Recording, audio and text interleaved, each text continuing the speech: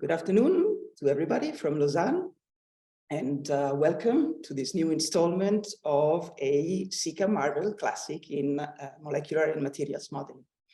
My name is Sara Bonella, and it is my pleasure to act as a mistress of ceremonies for today's lectures and interview recollection session. It is a real pleasure to welcome today our two speakers, Giorgio Parisi and Marc Mézard, and Ludovic Berthier, who will act as an interviewer in the second part of today's session. So my job will be largely pleasant, but also a little bit annoying for everybody, because part of my duties is to make sure that everybody keeps on time.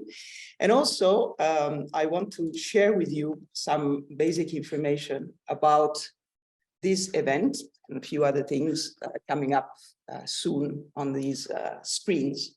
So the SICAM Marvel Classics in molecular and materials modeling obey some rules. And so I thought I'd give you some practical information to begin with. The first one is that this event is entirely recorded. This is mostly so that we can then share the pleasure of this afternoon with other people by publishing the lecture on the SICAM YouTube channel and on the Marvel Materials Cloud Learn website. Question and answers are more than welcome. The audience participation is clearly a key feature of this very informal, hopefully very lively scientific event. But because, typically there is a lot of you, we've decided to use the question and answer feature for Zoom as the only mean of communication between you and the speakers. So I will be your voice for today, scary as that may be, and I will try to do my best to relay your questions to the speakers at the end of each talk. Similarly, sound and video and chat are disabled for you today. Now, we are almost ready to dive in, but I just wanted to give you a few pointers about other events that SICAM and Marvel have the pleasure to co-organize. The first one, this is a SICAM tradition now, and it's the award ceremony for the Bernie J. Yoder SICAM Prize, a prize that every 3 years is given to someone who has made seminal contributions in the broad areas of simulations and modeling. The 2022 awardee is Kurt Kremer, and we will host the award ceremony here at the SICAM headquarters in EPFL Lausanne on November 9. This will be an in-person event for those of you who can join us at the SICAM headquarters, but it will also be streamed online. Then we have two more online events coming up, one on November 24th. This is the first session of the third series of the Mixed Gen lectures, in which we have experienced speakers and very young researchers sharing their latest work with us. The first speaker is going to be Silke Biermann, and she will talk to us about simulations of complex oxides. The next SICAM Marvel Classics is instead on December 8th, and here the focus will be on dynamical mean field theory. Our speakers are Gabriel Kotlier and Antoine Georges. So I hope you will see, we will join us also for those upcoming events. But now we're ready to move forward with today's exciting program. We're going to talk about simulation methods for spin glasses with applications in optimization. Let me tell you a couple of things about the nature and the structure of this series that SICAM, the Centre Européen de Calcul Atomique et Moléculaire, and Marvel, the National Center of Competence in Research for Materials Modeling via Simulations, have the pleasure to co-organize. So we start with two talks, general introduction or advanced topics on the main theme, so spin glasses and their applications. We select the topics for these lectures with a focus on techniques, approaches that have somehow marked the field, that have really led to innovation, to new ways of thinking, to new algorithms that have somehow become then tools of the trade for our very broad community. This is the first part of the event, and today we have first talk by Giorgio Parisi on 3D simulations of spin glasses on dedicated architectures.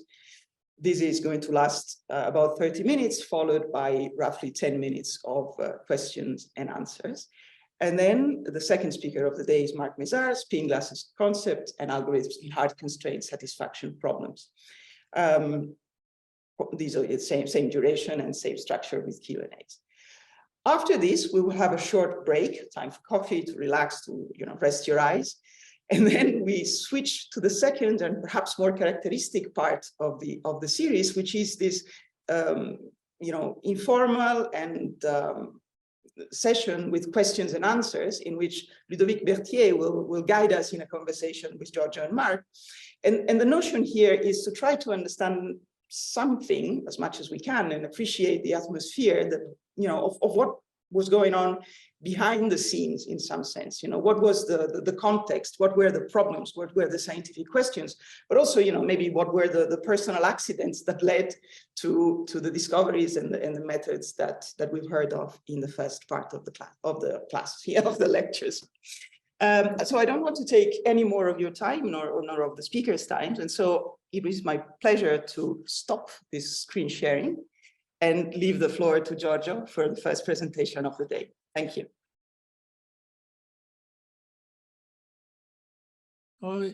Thank you so much for this very nice introduction.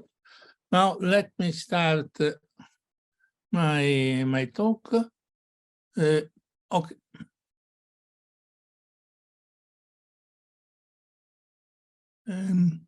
Yes, 1 second.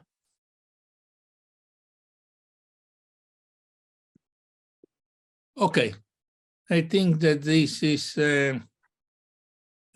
should be fine. Now, I would like to speak about the three-dimensional simulation of spin glasses that are done on dedicated architectures. Now, in order to do that, the first thing that I would like to speak to give some idea of what is the theory that stays behind that we want to test, and essentially spontaneous broken replica theory.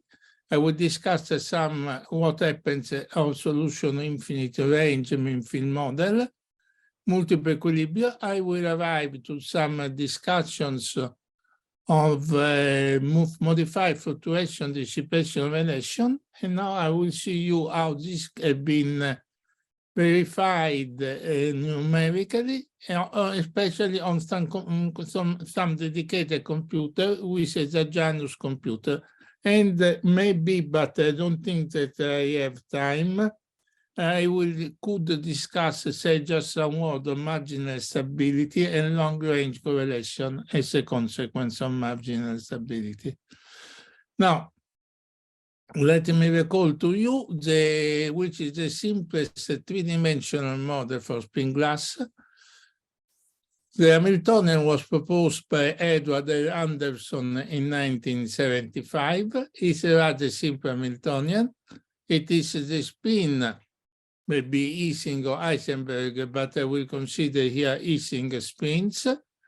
The Hamiltonian, the only near points that are nearest neighbor are coupled. The spins say on the side of the lattice that usually is taken to be a cubic lattice. And the coupling J are different from 0 only if the point I and J are one near to the other one. So if we take J and K equal to 1, that would be the Ising model. And if we take J and K equal to -1, this will be the antiferromagnetic Ising model. And now in spin glasses, the J and K are random variable quetched that takes the value which have average equal to 1. Now, in principle, you have two different, typically one consider models where the J and K do not have fat tails, so essentially they go the probability of a large number value is quite small. So the two things that are usually studied in literature is the case where JK is a Gaussian distribution centered at 0, or the JK are ±1 in randomly. Now I will consider on the simulation this second case a binary JK just because they are simple to simulate, but it does not make so much difference. Now, this being, okay, that said, it's clear that this being a three-dimensional model, it is very unlikely, well, never say never, but that will be able to solve exactly. So what people started immediately to do a mean field theory for this model. The mean field theory of this model was proposed by Sherrington and Kirkpatrick. It's a Hamiltonian that looks like the previous one, but with a substantial difference. All spin interacts one with the others, and the average value J and K is equal to 1 over n. And now what people have argued that this is a mean field theory of the model, that the solution of this model, this Sherrington-Kirkpatrick model should give the mean field theory of the model, and the behavior at large D of the Edward-Anderson model for large dimensions should go to the behavior of the Sherrington-Kirkpatrick model. Now, the way that the Sherrington-Kirkpatrick model is solved, I will not enter in the discussion at this point because it will take a long time using the replica method. The replica method essentially aims to the following things. We want to compute the expectation value of the log of the partition function. Now the partition function is written this way, and now we want to do the average over J. And now the way that we do this average is to write in Z to the N as a product n factor Zj, and to use this type of formula. And at the end, there is some tricks to be done, and after a certain amount of work, one arrived to the solution of the model. And the solution of the model has the strange properties is that the order parameter of the model is a function Q of X. Here I write just to show you that it can be done, the free energy as function of the order parameter Q of X. And this was something quite surprising because while in ferromagnets, the order parameter is the magnetization, is a number, why in this case the order parameter should be a function. And this was something that was quite surprising. And by the way, it was much later proved, 20 years later, that this is the correct solution of the model. This gives the correct solution of the free energy without using the replica T, but using respectable mathematics. And the end of the game, what happens is that this Lestrange construction turns out that the system has many equilibrium states. I mean, the same system may stay at different state equilibrium. These states of equilibrium are characterized by the magnetization, and this magnetization are characterized by this magnetization, and one can define the overlap between two equilibrium states, which is the average of the magnetization on one equilibrium state multiplied by the other equilibrium state. And if you look to the average of the magnetization square, you get, which is Q alpha alpha, you get what is usually called the Edward-Anderson parameter. Now, the theory tells us that each tempo's own matrix Q is all weighted W's. And this essentially is the theory. So one would like to understand this, the consequence of this theory, and also try to understand how can one measure Q over X, the function Q over X, which is related to this quantity, to this or this overlap distribution in experiment and also in simulations. Now, if you want the general picture, is something that was proposed a long time ago, essentially by Anderson and others, that we have a corrugated landscape. I mean, here I can, you may be drawing here of configuration space. Here is the free energy as configuration space. Now this is artistic view because the configuration space is a set of possible magnetizations, which is extremely large dimension space, but the idea is that the system may stay, if the system has a free energy which is done this way, you see that the system at equilibrium may stay only at the end of the valley, just down in this valley that you don't see the bottom here, the bottom of the valley. And there will be some movements here that are relatively easy to do. The system moves inside the same valley. Very slow movement that the system have to jump between one valley and another valley, going by a very high barrier. And there's some other movements here that correspond to the system going from one valley maybe to another valley, go to a low barrier or to a channel of small entropy.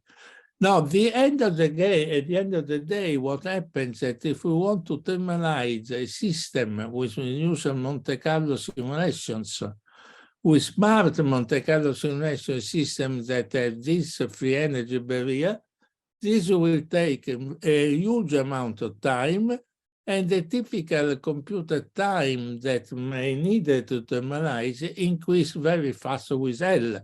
It's something like L to the 12 or L to the 14. So it's something that is increasing extremely fast with L. If you want to thermalize a typical configuration, of course, there could be configurations that are similar to thermalize that will take an exponential large time, but most of the configuration may thermalize in some time, which is quite large, but not exponentially large, although something like L to the 12 is something that increases very fast. Now, just because we want to have a very long time to use on a relatively small system, this was not easy to do on standard computer, and this is one. And the other reasons for which we need a very long time is not only to thermalize the system, but if we want to see the behavior of the system on a physical scale. Now, suppose that we want to have a simulations that want to reach 1/10 of a second. 1/10 of a second or 1 second is an interesting value because the typical experiment starts with systems which have been thermalized in a few seconds. So the experiment starts from 10 seconds, and therefore this is in the middle between experiment and it's nearly, it's in time that is near to experiment. So, but if one spin flip is in experiments 10 to the 12 seconds, in order to reach 1/10 of a second, we need the 10 to the 11 Monte Carlo sweep. So we have constructed the two dedicated computers that I will describe at the end because I would like first to stress physics, Genus 1 and Genus 2. And these are the people that have been involved in the construction of this computer. So let me say the simplest way in which we can measure covariant simulations. The idea, which essentially is mirrors the theoretical approach, is that you have to take two clones of the same system. One clone will be called sigma, one clone will be called tau. We take the system equilibrium, we define the instantaneous value of Q as the sum over the system of the overlap, the scalar product normalized to the volume. If we now average over all possible systems in a thermalized system, or I mean, we average, not all, but we average of the system, we have a function P of Q, and the function X of Q is just defined in this way, the integral of the function P of Q from 0 to Q, and what the function Q of X is the inverse of this function. This integral is done under the hypothesis that the function P of Q has been symmetrized. Otherwise, if it is not symmetrized like in this graph, it will, I have to add a factor 2. Now, if the system will stay like a ferromagnet and you don't have what people call replica symmetry breaking, the two configuration may be or in the same equilibrium configuration or maybe in the opposite equilibrium configuration because we stay at zero magnetic field, and therefore the function will be two delta function, one at plus Q and the one at minus Q. Now, this is a simulation that has been done for different value of L. I show from minus 1 to plus 1 to show that the final result is symmetric as it should be, but this is only due to the fact that we have quite large statistics. And you see that to consider points, you see that the system goes from L equal to 8 to L equal to 32. L equal to 32 is the maximum size that we have been able to thermalize with reasonable statistics. The point is the following, that as far as we have to average over systems, we have to take not one sample, but we have to take a large number of samples. And for L equal to 32, we took 1,000 samples. And this brings the statistical errors to this small value. And you see that the two phenomena, one phenomena that happens here is the peak of the function, the peak here becoming very much higher when L is becoming larger. It becomes also narrow, so you can assume that there is a delta function here, but you see that the region in the middle does not disappear, and you can see essentially this is the region at the center that it remains, it still does not have no tendency, this function to go to zero at the center. So this is one way to measure X of Q in simulation, but this is something that similar simulation can be done also for the Sherrington-Kirkpatrick. Of course, with Sherrington-Kirkpatrick, one gets the analytic value X of Q, or QX. Here we don't have an analytic value because we have a three-dimensional system, but this type of graph looks very similar to those of the SK model. Now, the other way in which we could do measurement QX in experiment, I mean, if we want to do measurement of QX in experiment, this is quite difficult because we cannot reconstruct the microscopic configuration.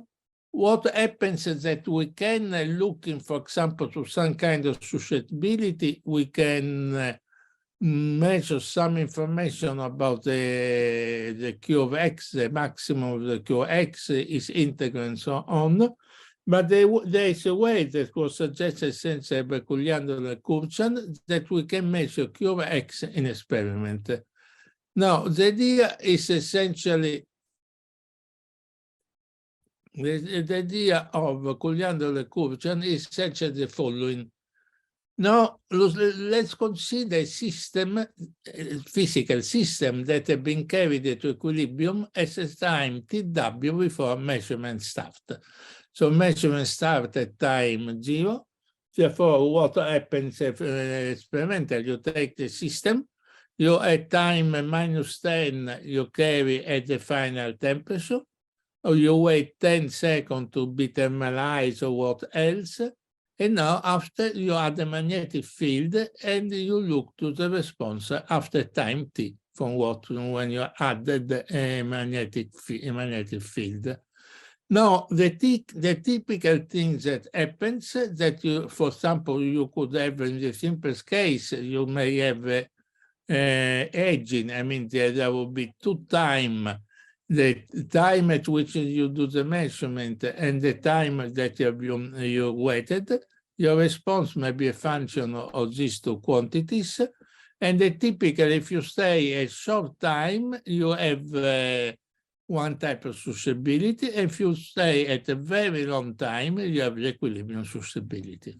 This we'll know. Now, the idea of Couliandolo and Kurchan was the following, that we can also do the measurement of the correlations between the configuration at one time and the configuration at another time.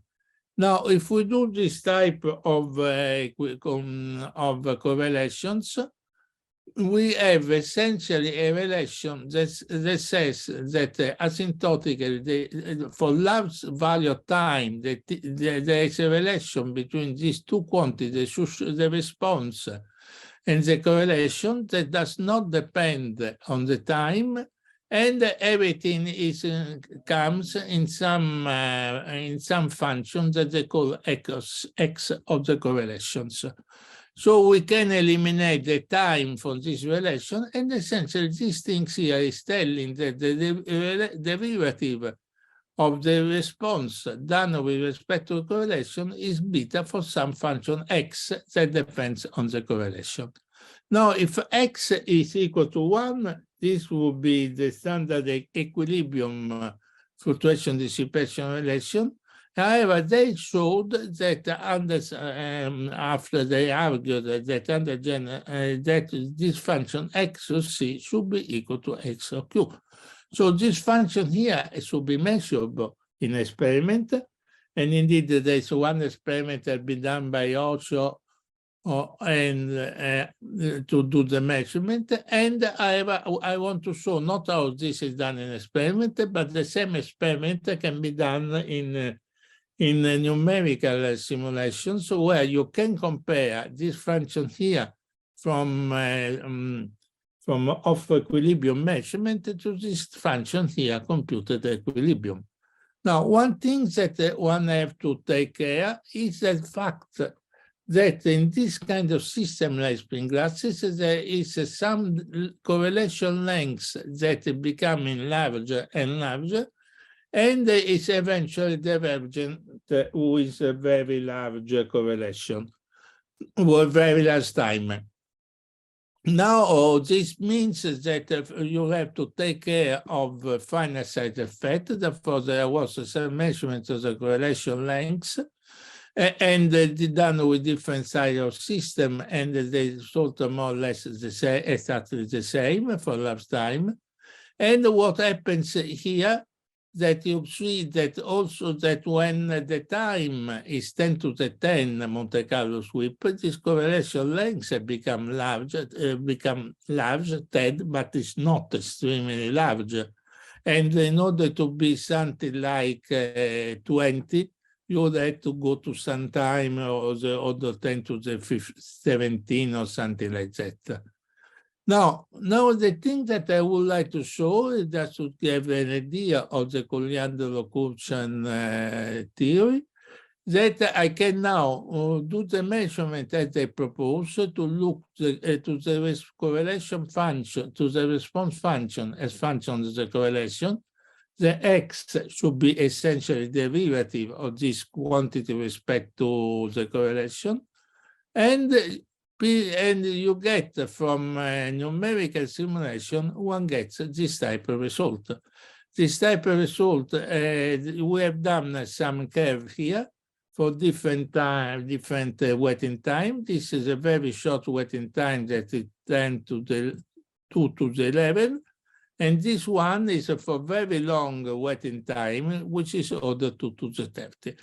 Now you see that there's some kind of drift in these directions, and the extrapolation to infinite time is not so clear. I mean, one could try to do so on. But however, if we do the same as computer, do the same kind of plot, I mean, using we use these functions here that have been computed different lattice of different sides.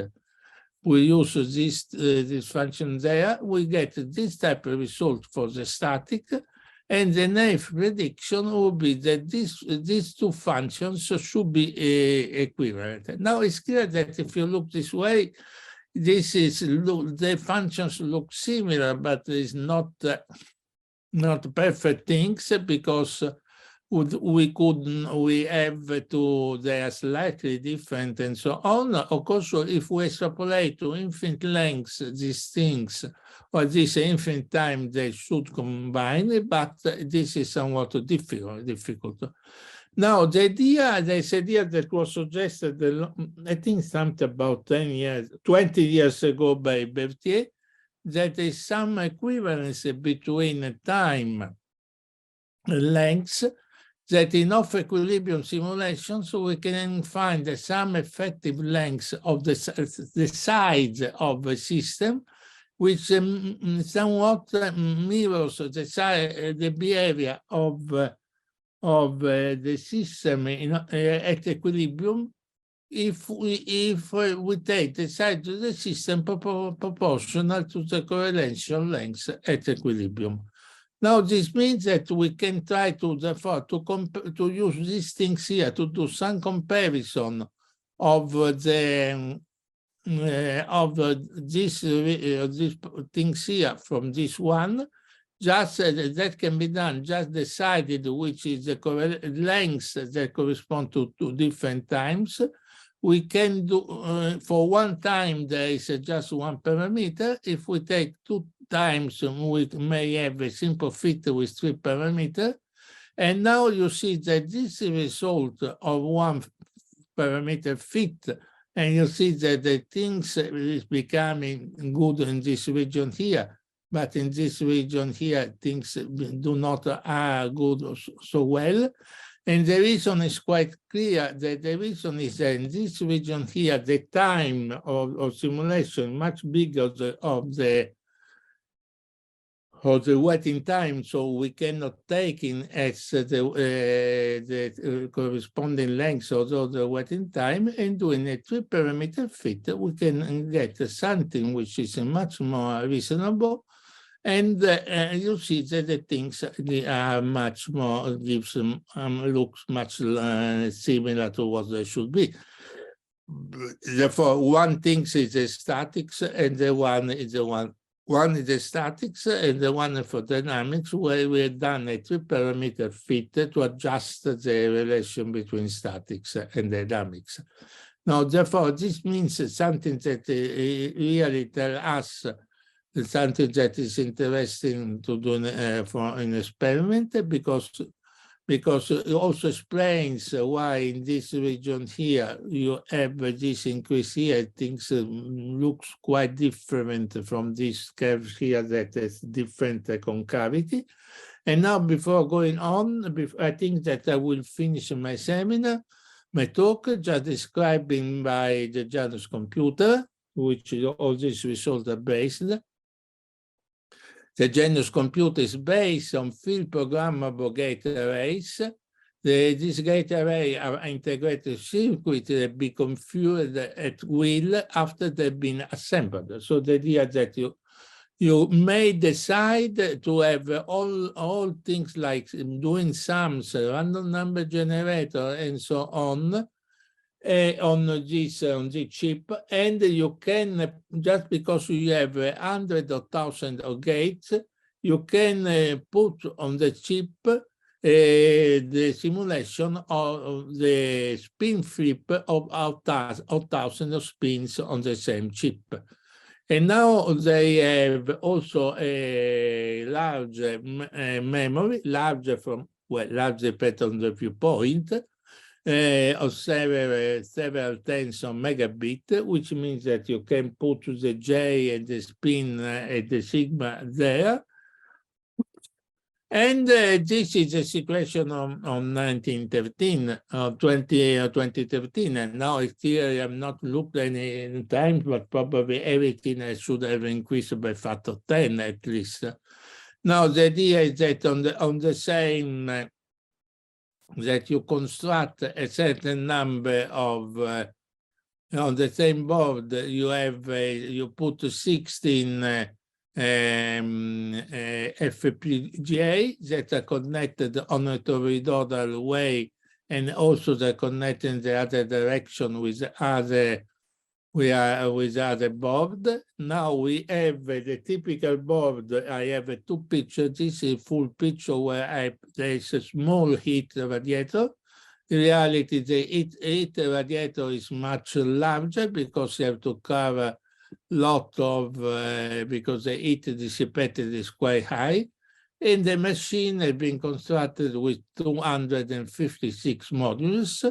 And therefore, these machines run, and of course, it's not some, of course, we can have something different from spin glasses. I mean, we could run, but it would be not so much interesting from other model.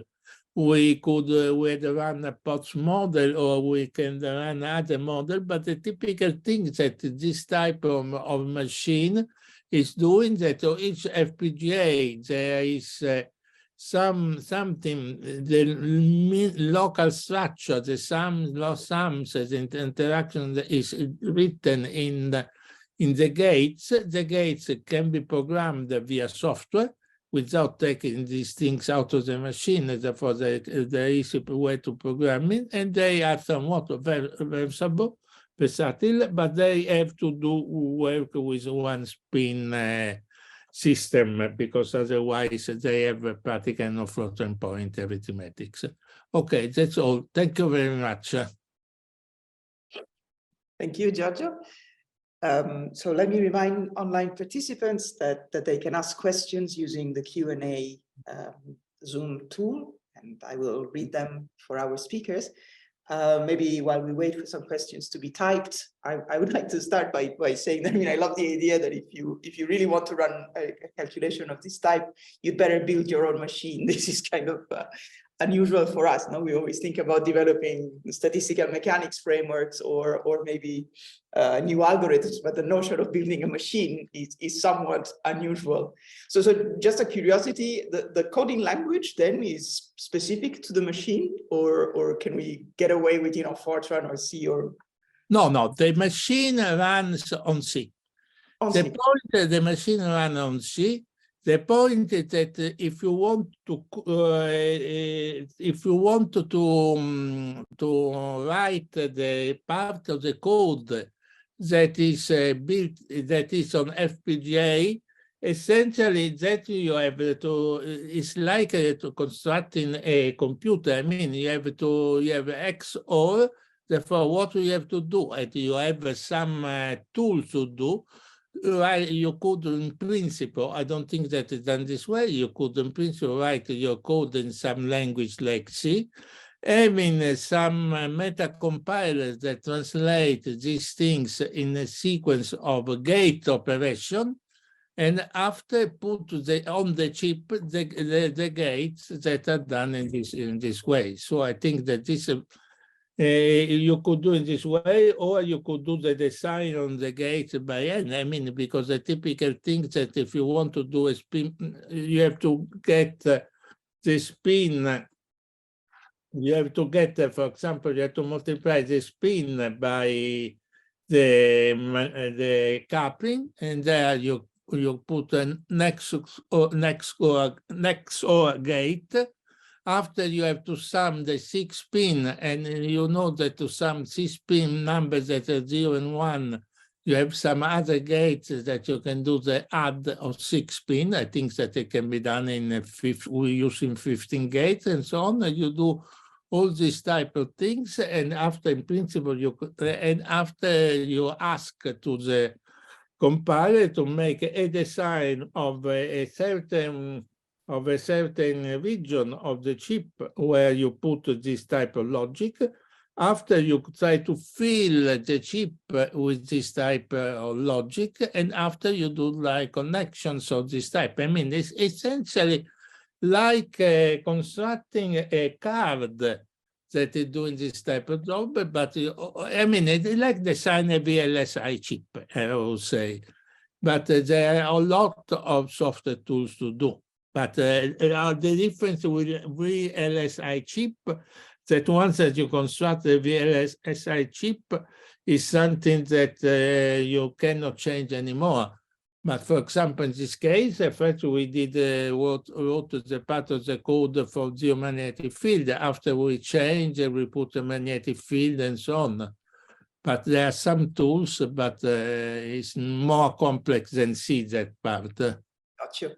So we have a question from Indaco Viazzo, who would like to know how much faster is then Janus 2 compared to modern CPU or GPU architectures that do run 2D spin glasses. Look, the point is the following. If the point is the following, if you look to the total time, spin flip time, each mod more or less at the time the machine was constructed, and nowadays things are changing. I think that there was a factor 4 of one modulus of our machine with one GPU. If you writing the GPU program in the best possible way. The only point is that the GPU program was such that it could be very fast if it was working on many systems in parallel. But the point that we want to have in this kind of machine to run for a very long time with a very long time on a given system. Therefore, the point of view is the following, that it's clear that if, and this is something that if you look to the speed on a given system, there may be a factor 100 to 1,000 faster on one given system. The point is that if we want to reach this gigantic time, which order 10 to the 11, or a very long simulation time for thermalizations, is very difficult. The advantage is very, very, very large. But it's something that we could not do with typical computer. I think that previous people did the simulation for typical time that was order 10 to the 7 or 10 to the 8, and we went to 10 to the 11. Therefore, this is a peculiarity. If it is something that it can be used in very large scale, I mean, the problem in very large parallel system, the things is not advantage. This is advantage for systems which are small. Therefore, they cannot be so much parallelized, and they take extremely large time to thermalize. So we have another question from Michael, who would like to know if periodic boundary conditions play a role in these considerations, or if you're using a freestanding point. No. We use finite boundary condition. The reason that we use periodic boundary condition. The reason is the following, because if we would use open boundary conditions, the effective temperature near the boundary will be different from the effective temperature in the center. And we have the feeling that the finite volume correction should be much higher. We know that already in the high temperature phase, I mean, everywhere, I mean, finite open boundary conditions and much stronger finite size effect, because the spins near the boundary behaves in a different way than the spin in the center. So I think that in most of the case, I would say 99% of the simulation for spin glasses can be done with open boundary conditions or with some kind of with periodic boundary condition, closed periodic boundary condition. That is the standard. So we have another question from Patrick Warren, who would like to know how you deal with random number generation for these huge MC simulations, and if you have a recommended pseudo-random number generator. I don't remember exactly. There was a sim we used, I think, a shift register random number generator. I mean, we were in somewhat were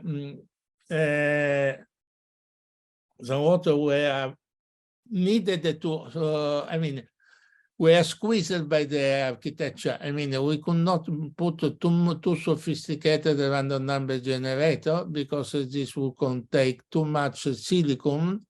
Therefore, the only one computer random number generator that we could do was shift register, shift register. And the typical that period, I don't remember which one. I think maybe we took something at a period to the 57 or something like that, but it was very large period. But in principle, if one use, on the other hand, or if we use a standard machine, I think that the typically congruential by 64-bit random number are quite good. I mean, but you need something which have all those 60 bits in order to be valuable. Okay. So we have a couple of more questions, but I did announce that I was going to be nasty and strict because we have timings to respect for the second half of the lecture today. So I apologize to Jan Z and Guglielmo Mazzola. Maybe we can pick them up again, either towards the end of the first part of the session, or if we have time towards the end of the second half. So be patient. Hopefully we will get a chance to ask these questions again. Thank you very much, Giorgio, for the lecture.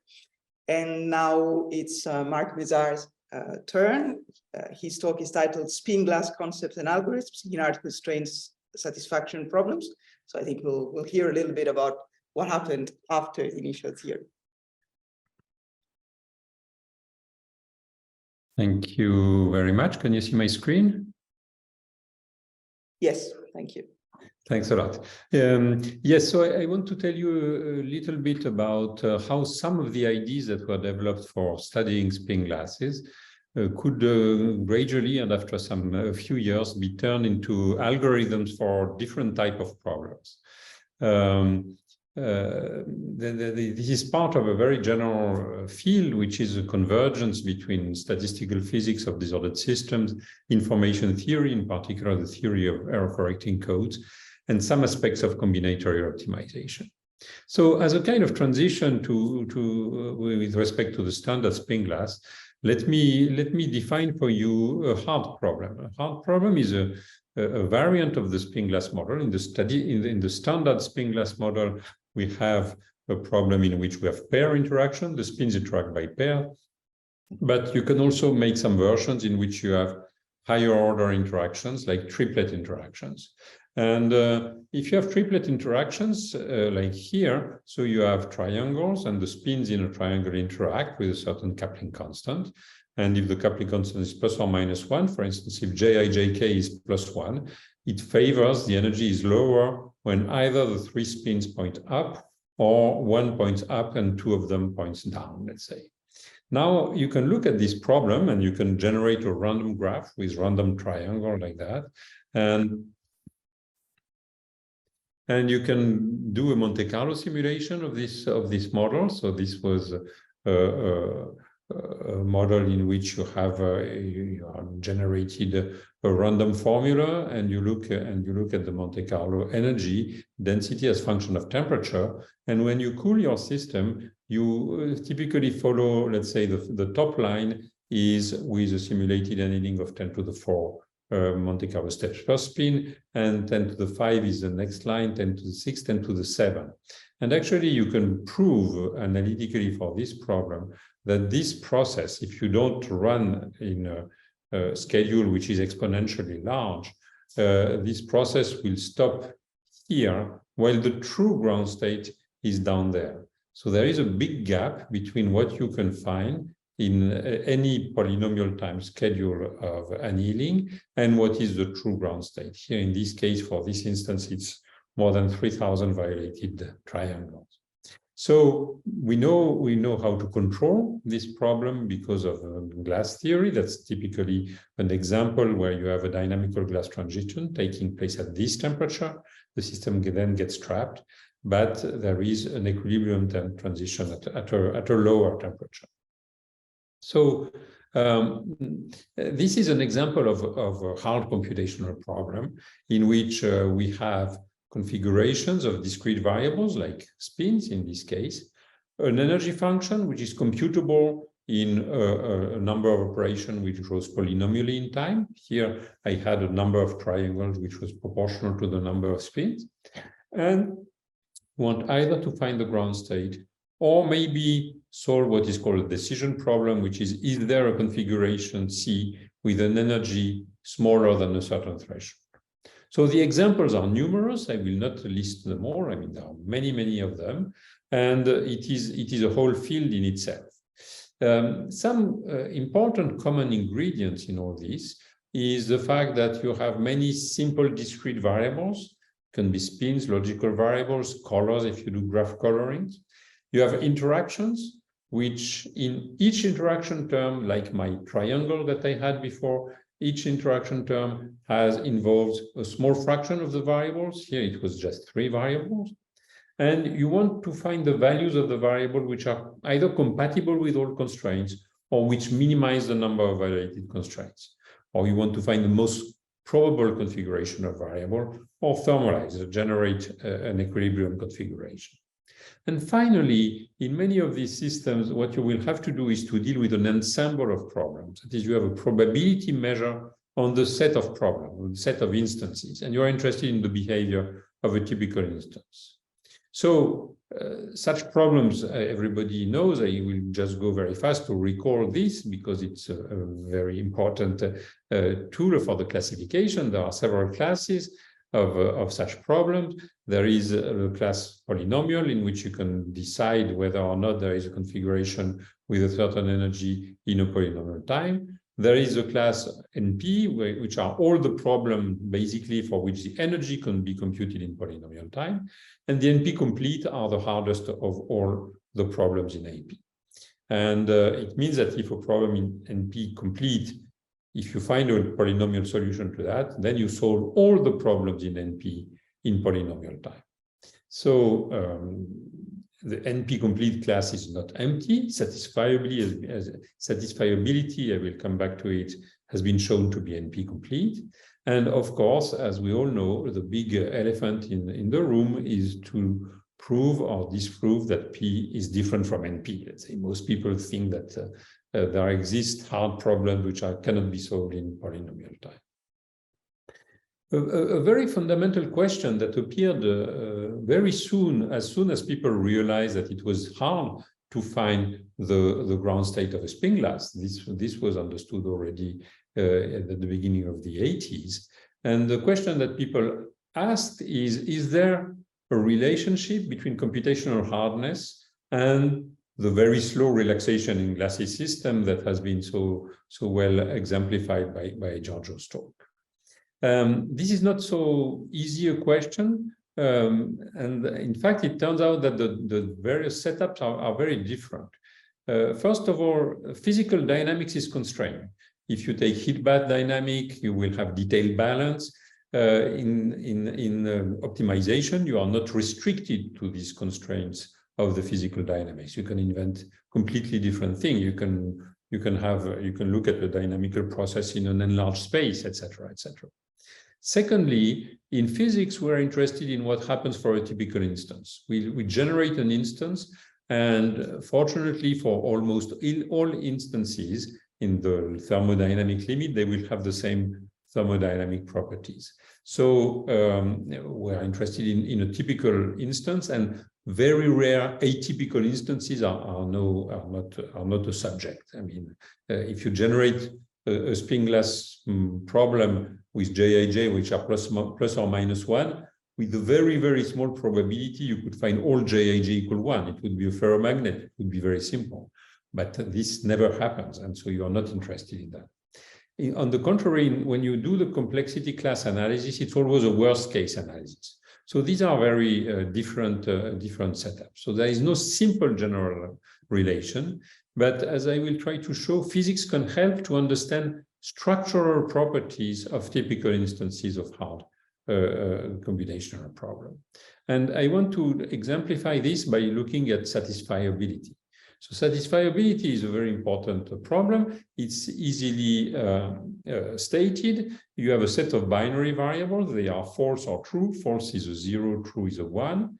You have constraints in the form of clauses. A clause is an or between variables or their negation. So here, the example that I have is x1 or not x2 or x3. So this constraint is satisfied, except in one case. It is the case in which x1 would be false, x2 would be true, and x3 would be false. Then this or is not satisfied.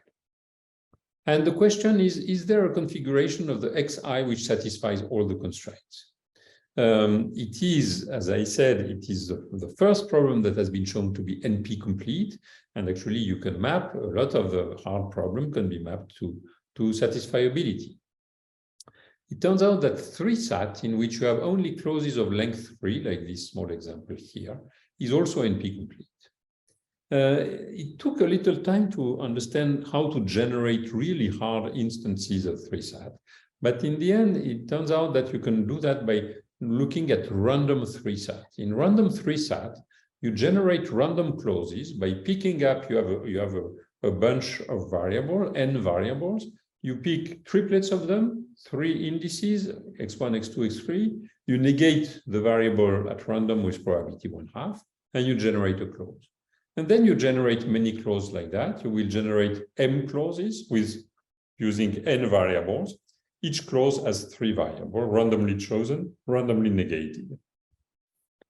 We will consider the large n limit in the thermodynamic limit, in which the ratio of the number of clauses to, that is the number of constraints, to the number of variables is fixed. So we have a fixed density of constraints. This is alpha, it is written here.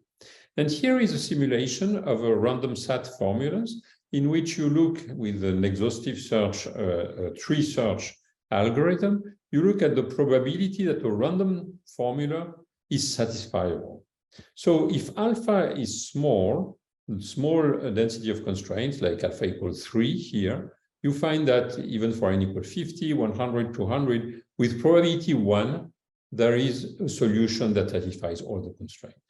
Now, if you increase the number of constraints, at some point, when the number of constraints becomes very small, then you cannot satisfy all constraints. So the probability goes to 0.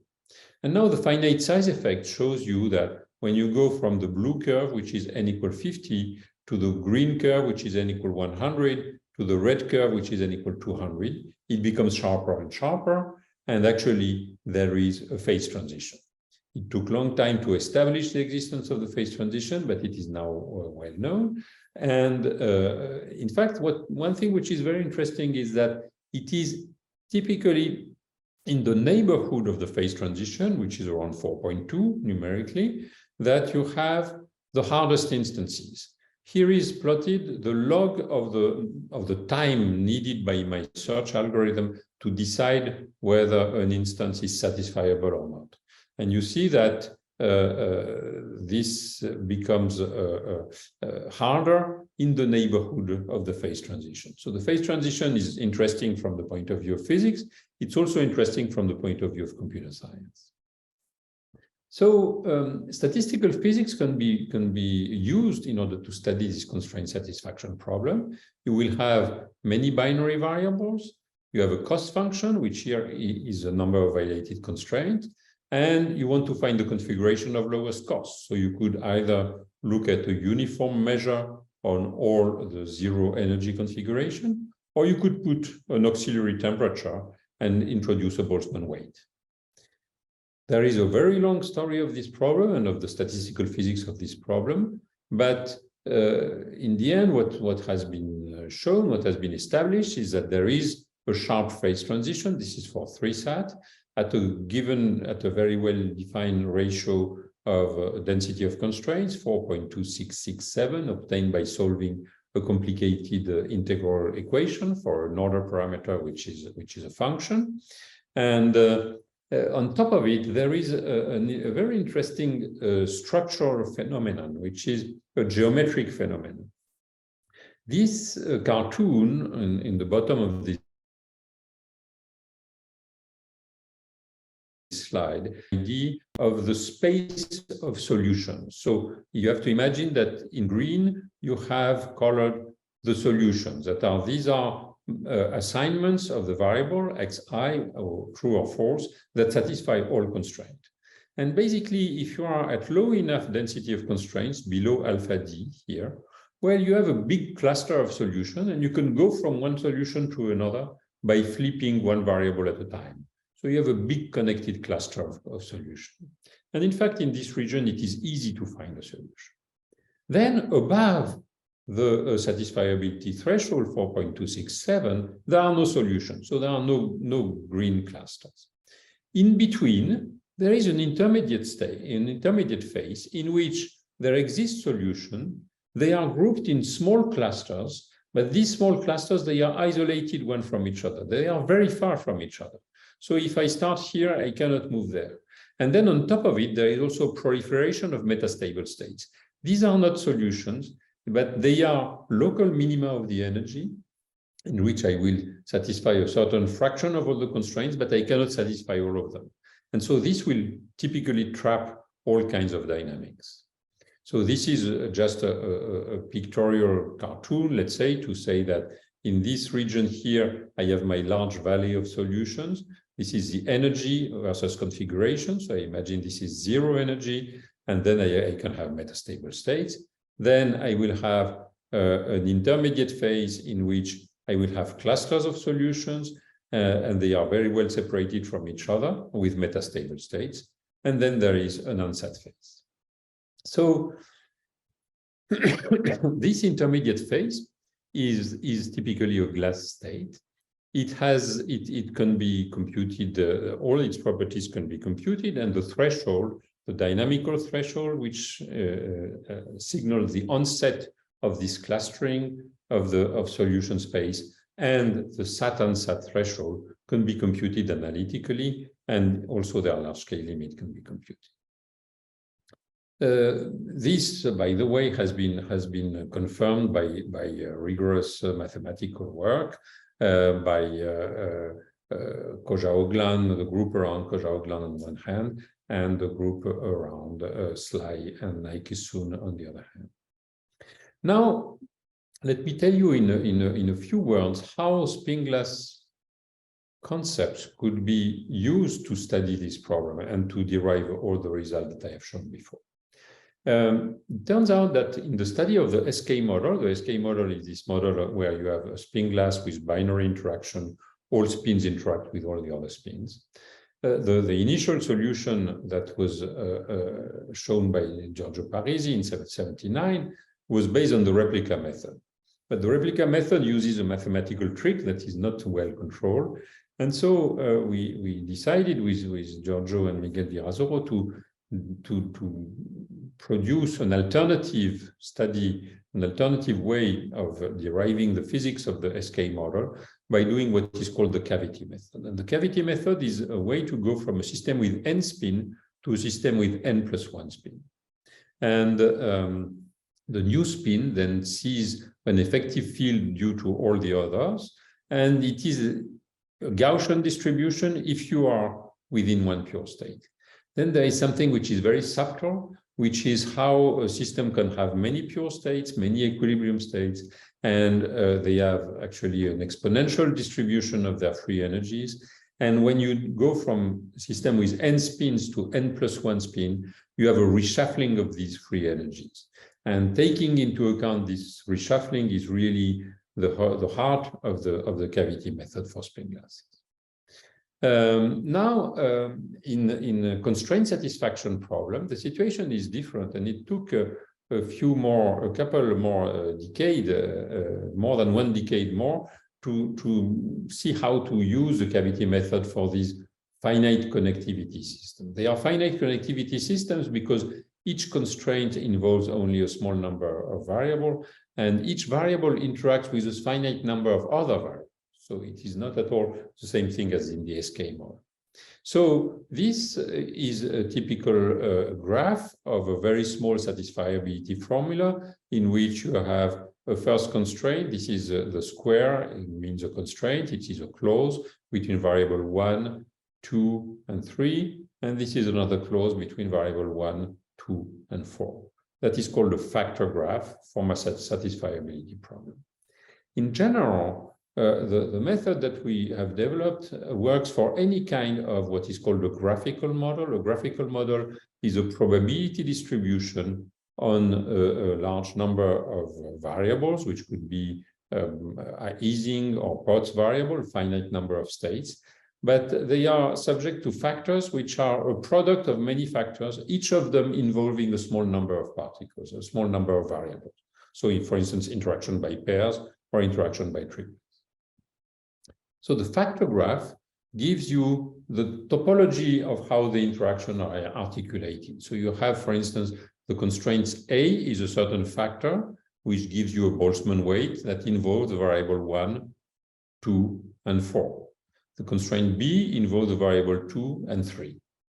And the idea of the cavity method in that case will be to look at an auxiliary problem in which, for instance, you take out the constraint number A. So you have all the other factors are present, but you have erased the factor A. And then you say, imagine that I am able to compute the marginal, the probability of the variable x1 in the absence of A. And this I will call a message. That will be the message sent from variable 1 to factor A. It's a function of x1, and it tells you what is the probability of x1 when A is absent. Now, a second set of auxiliary problem is a problem in which I take one variable, I take one constraint to which it is connected, that's the constraint C, and I erase all the other constraints that involve my variable 1. So, and again, I look at the marginal probability of x1 when it is connected only to C, and that's a message. It is sent from the constraint C to the variable 1, and it gives the probability of x1 if it would be connected only to C. And now the belief propagation equations are a cavity equation on this graph. They are written this way. If you look at the probability of the variable x2 in the presence of C only, well, you compute it by saying, I will sum over the possible values of x1 and x3. I have the factor psi c of x1, x2, x3, and I have multiplied by the probability of x1 in the absence of C, probability of x3 in the absence of C. And now if I look at the probability of x1 in the absence of C, it is the product of the factors due to all the other factors, md21, me21, mf21. So these are closed equations, a closed set of equations that go on the factor graph. On each edge of the factor graph, there are two messages, one which goes in each direction, and they propagate. It's a very simple algorithm in some sense in which you propagate elementary local probabilistic rules. Now you can ask whether it is exact or not. And the answer is that in general, it is not exact. For instance, when I look at the probability of x2 in the presence of only C, I did this computation. I sum over x1 and x3, I have the factor, but here I should have the joint probability of x1 and x3 in the absence of C. And I have substituted it by the product of the probability of x1 in the absence of C times the probability of x3 in the absence of C. So there is an underlying hypothesis of no correlation. And it is exact if the factor graph is a tree, and it becomes exact in the limit where you have locally tree-like factor graphs. Like if you have a random graph with finite connectivity, the typical size of the loops is of order log n, and then it becomes exact. So this will be true if the correlations decay at large distance, for instance, in random satisfiability. So if you look at the measure within one pure state, within one of these green clusters, then it is described by the belief propagation equation. But it is not true if you take the full measure, if you do not restrict to one of the two states. That's exactly what you have exactly in the usual Ising model, for instance. If you restrict the measure to the state plus, magnetization plus, then you have decay of correlation at large distance. Same if you restrict to minus. But if you take a mixed state, where you mix plus and minus, then you don't have decay to zero of the correlation. So basically, belief propagation, they are correct if you restrict to one cluster. But in general, if you have a glass state, you have many clusters of solutions, so you have many pure states. And for each of them, each of these green states here it corresponds one solution of the BP equation. That's the solution mu. Okay, and there are many of them. And the idea of the cavity method is to say, now what I would like to know is what is the statistics of these messages when I look at all the many clusters that exist in the glass phase. And so what you can do is set up an auxiliary constraint satisfaction problem in which the basic variable become the message that you had before, and then you have constraint between the message that they have to satisfy the BP equations. This is a new graphical model, and basically if you have this original factor graph, you get this new factor graph. On each edge, you have the variables are the messages that were exchanged on the edge, and then you have constraint corresponding to each vertex of the original message. You can write the BP equation for that. This is called survey propagation, and it works quite well, in particular for random 3-sat. It can solve problems with sizes 10 millions at alpha equal 4.25. In 20 years after its invention, it is still certainly the best algorithm for this region of the random 3-sat problem. It is also based on a very simple update equations. So what I wanted to show you is how this understanding the geometry of the phase space here could be turned in the end into an elaborate set of new types of algorithm to effectively solve for satisfiable assignment in this phase. The conclusion is that we have in the core NP-complete problem satisfiability. If you take a random instance of satisfiability, it displays several phase transition. There is an ideal glass transition there with appearance of a clustered phase below the Saturn-Sat transition. This has been confirmed mathematically rigorously. It is true in many other problems. You can find similar things in error correcting codes, in graph coloring, in inference problem also. And glass theory methods and concepts are particularly useful. And in particular, it's interesting to see that the cavity method that was initially constructed as a theoretical tool to have a good understanding of the fully connected SK model, then after a few more years, it was possible to adapt it to a finite connectivity problem. We did that with Giorgio in 2001. And then using the same tool, but instead of looking at the analytic cavity equation, we use them for a single instance of the problem, and we can turn it into an algorithm. And this algorithm is an effective algorithm. It's used actually also for solving error correcting codes, but also for other random constraint satisfaction problems. So, it also a very interesting family of algorithms, which are message passing algorithm, which are based on simple local exchange of information. Thanks a lot, and I am ready to take questions. Thank you very much, Mark. We have a first question from the participants online, and this is from Jan.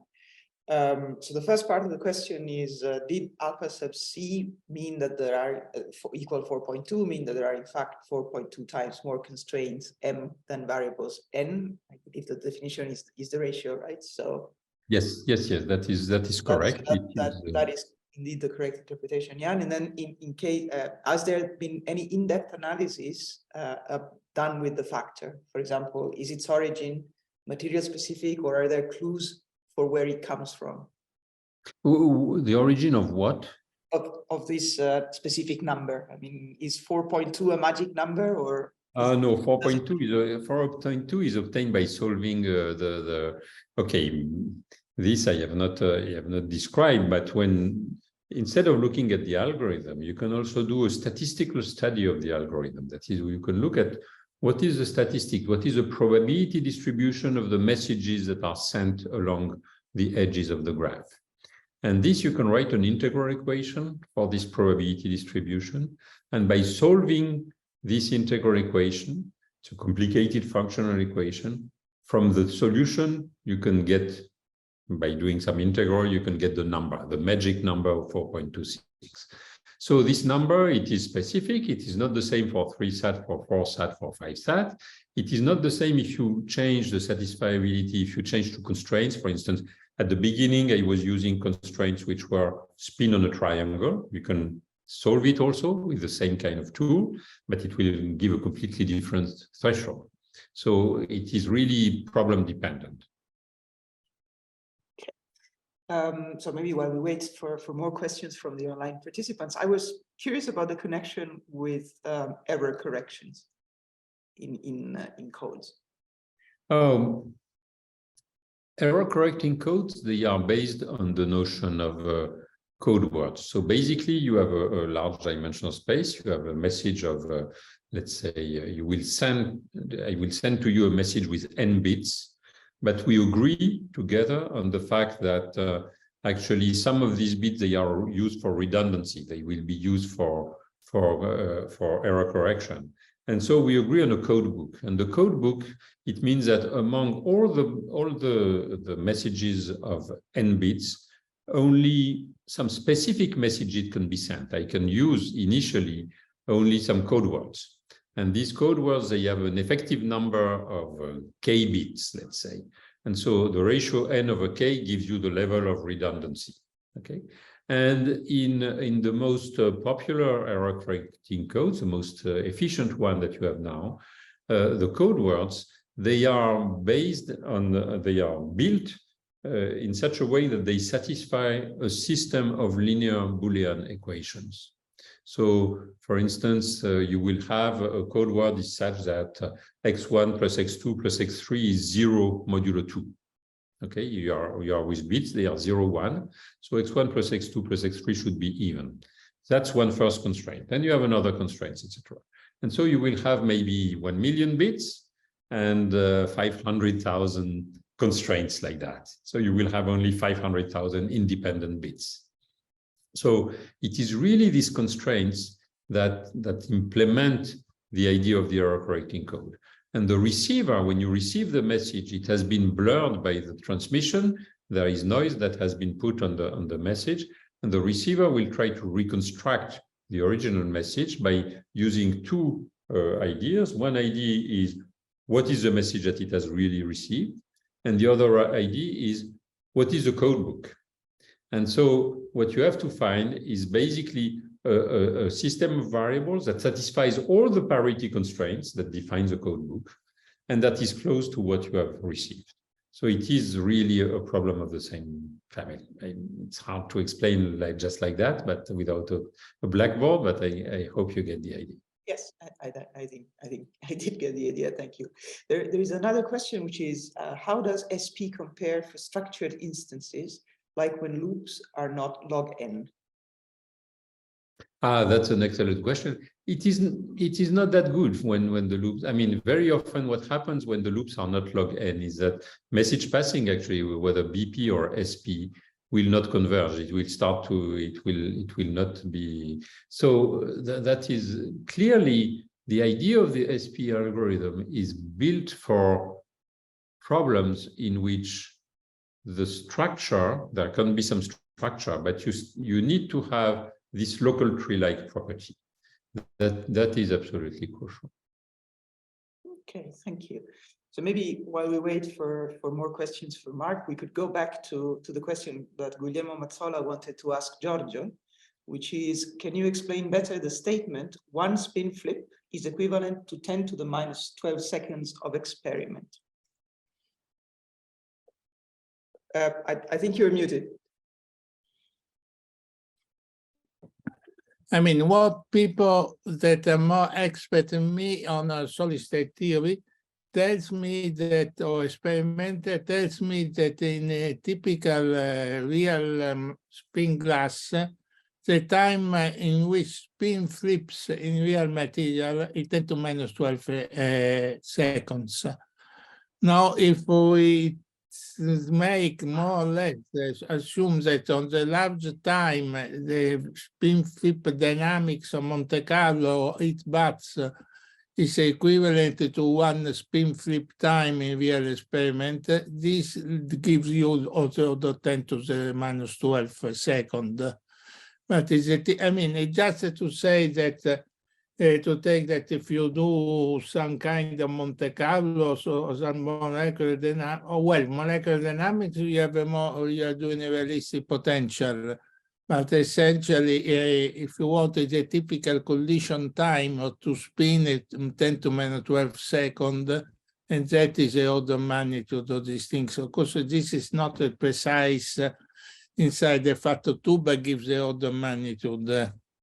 Okay, great. So maybe if there are no more questions, we could, I'm going to give it a couple of seconds to see if anybody wants to type anything. But if not, maybe what we could do is we could break here and reconvene for the interview led by Ludovic Berthier at in 10 minutes, so 4:30 Lausanne time. Okay.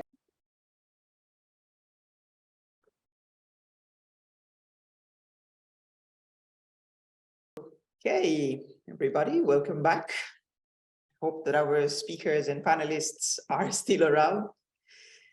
And we are now ready to, Mark, thank you, Giorgio, Ludovic. I'm here, but I cannot start the video. Maybe our Same tech for me. support can help you from here.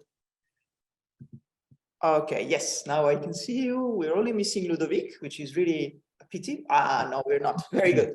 Okay. So welcome back, everybody. It is now a pleasure for me to hand the floor to Ludovic Berthier, who will act as our guide in the second part of this session, conversation with Giorgio and Mark. Ludovic. Okay, thank you, Sarah. So the first thing I would like to say is I would like to invite all the participants to ask and send questions to the question and answer, and Sarah is going to help me read them to Giorgio and Mark. So as I understood it, this conversation is meant to go beyond what we heard in the talk and to ask any kinds of questions we want to Giorgio and Mark about history and the past and the behind the scenes of the work that they have presented. So please, everyone, if you have any questions to Giorgio and Mark, share them with us and we'll read them aloud. So maybe I could start with a few ones. I mean, in the past conversations, people have talked about history of the field and also maybe questions about the future for the next generation of scientists. So maybe regarding the history, I think, Giorgio, you started with showing this result from the 70s and then the 80s, where spin glass simulation started, and then you ended with the Janus computers. So if I read the book, the book where you have collected all the historic articles on spin glasses with Mark, and the early simulations maybe go back 1983. I don't know, Peter Young's simulations of the SK model. At the time where both of you were doing this and reading these papers, did you imagine that you'd be here today speaking about it? Well, it's passed such a long time. So I think that, I mean, we have done so many simulations of different systems as impressive. The difference inside of the system that we had at once upon the time, and the systems that we can analyze these days. However, I would like to stress that this is not only a point of having a faster computer. Of course, having faster computer helps. But for the simulation of spin glasses, there were two algorithmic improvements. One algorithm improvement that was the idea I mean, where these were not from me, they were for other people. There was one idea, it was that one could do the multi-spin code. Multi-spin code algorithm is something that allows you to simulate, but this is useful on a standard computer, 64 or 128 different systems using registers which are 64 or 128 or maybe 256 or what else, depending on the computer, in which the logical operation XOR, AND, and so on are done in parallel. That was a great improvement.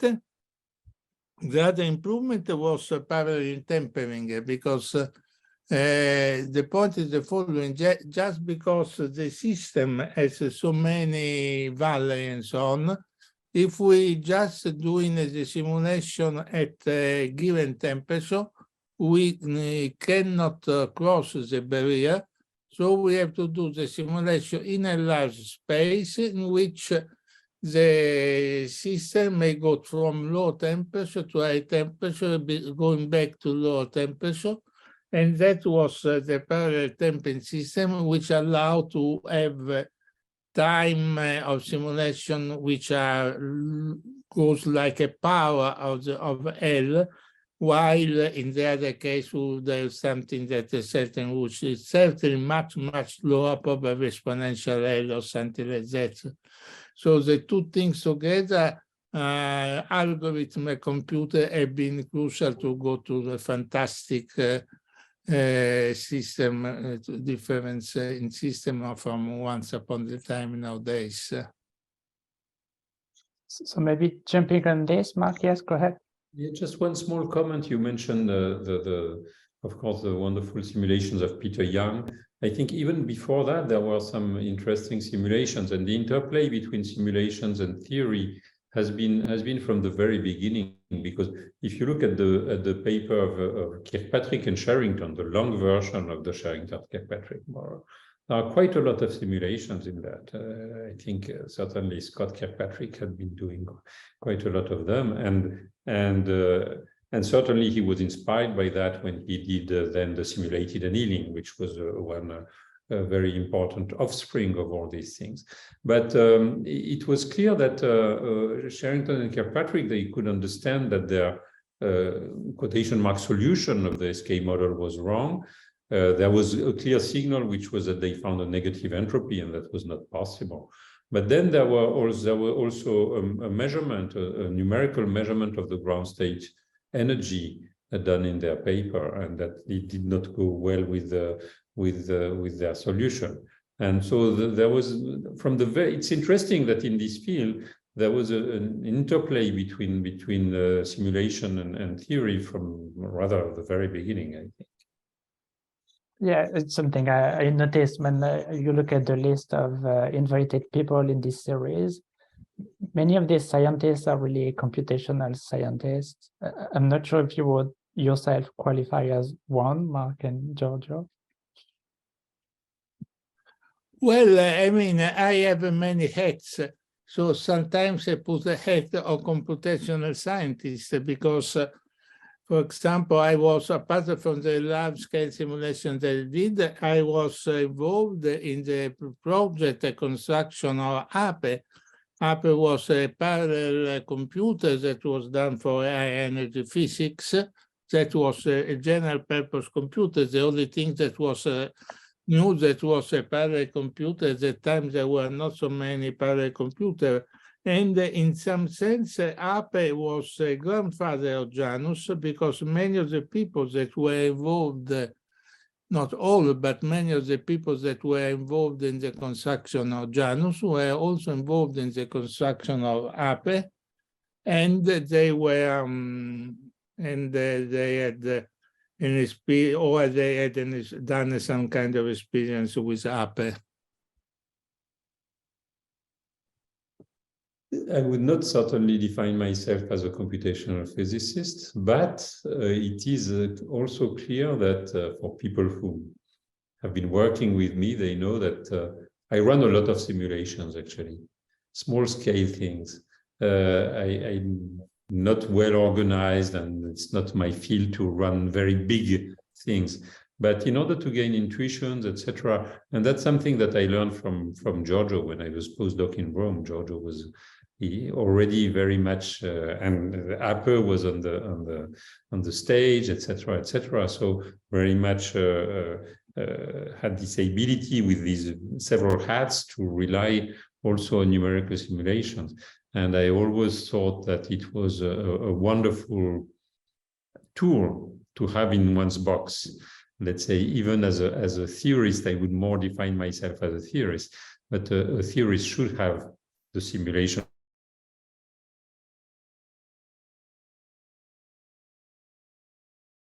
tool in his box, certainly. Okay, I remember when I was a PhD student that Giorgio was publishing these papers using molecular dynamics of systems, and he was throwing these papers on arXiv. And I think, I was starting in physics, and it was really inspiring to see that, well, he didn't care. He was doing what I think he thought was interesting at the time.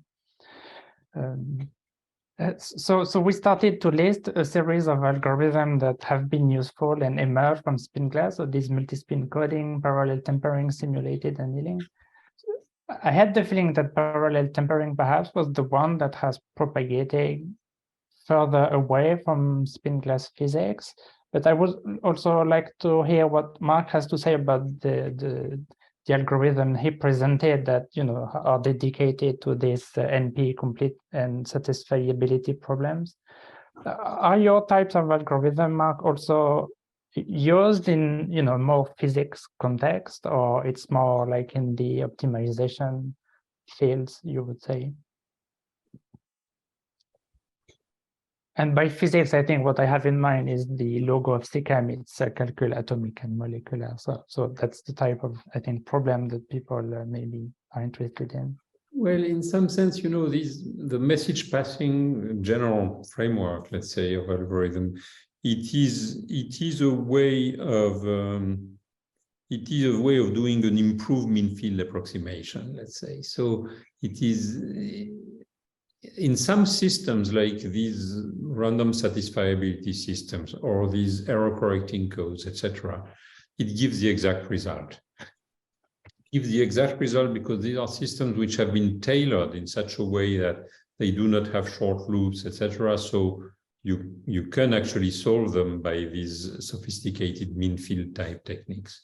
But for other systems, it provides you an approximation only, and so it does not enter into competition because it's a completely different point of view with the kind of algorithm that you were mentioning, that is for 3D systems, etc. Although people have developed more sophisticated versions in which you do not have only these simple messages, but you will have also, if you have local variables which are coupled, you will have messages between plaquettes and messages between cubes, etc., etc. So you can build a whole hierarchy of messages if you want to address systems which have short-range structure. But of course, the algorithmic complexity increases quite a lot with these things. So as far as I know, it has not been turned into a very practical tool for actual 3D components, 3D problems. Okay, so I've read the question that David has, and I planned a series of questions on the future, so maybe I'll just delay your question, David, if you wish.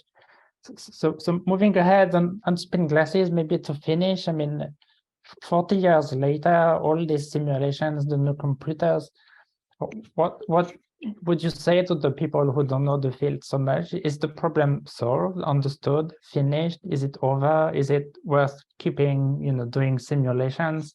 And the question is, will there be a Janus 3 to keep going, or it's over? So could you maybe summarize what you think is the status of the field of spin glasses, maybe?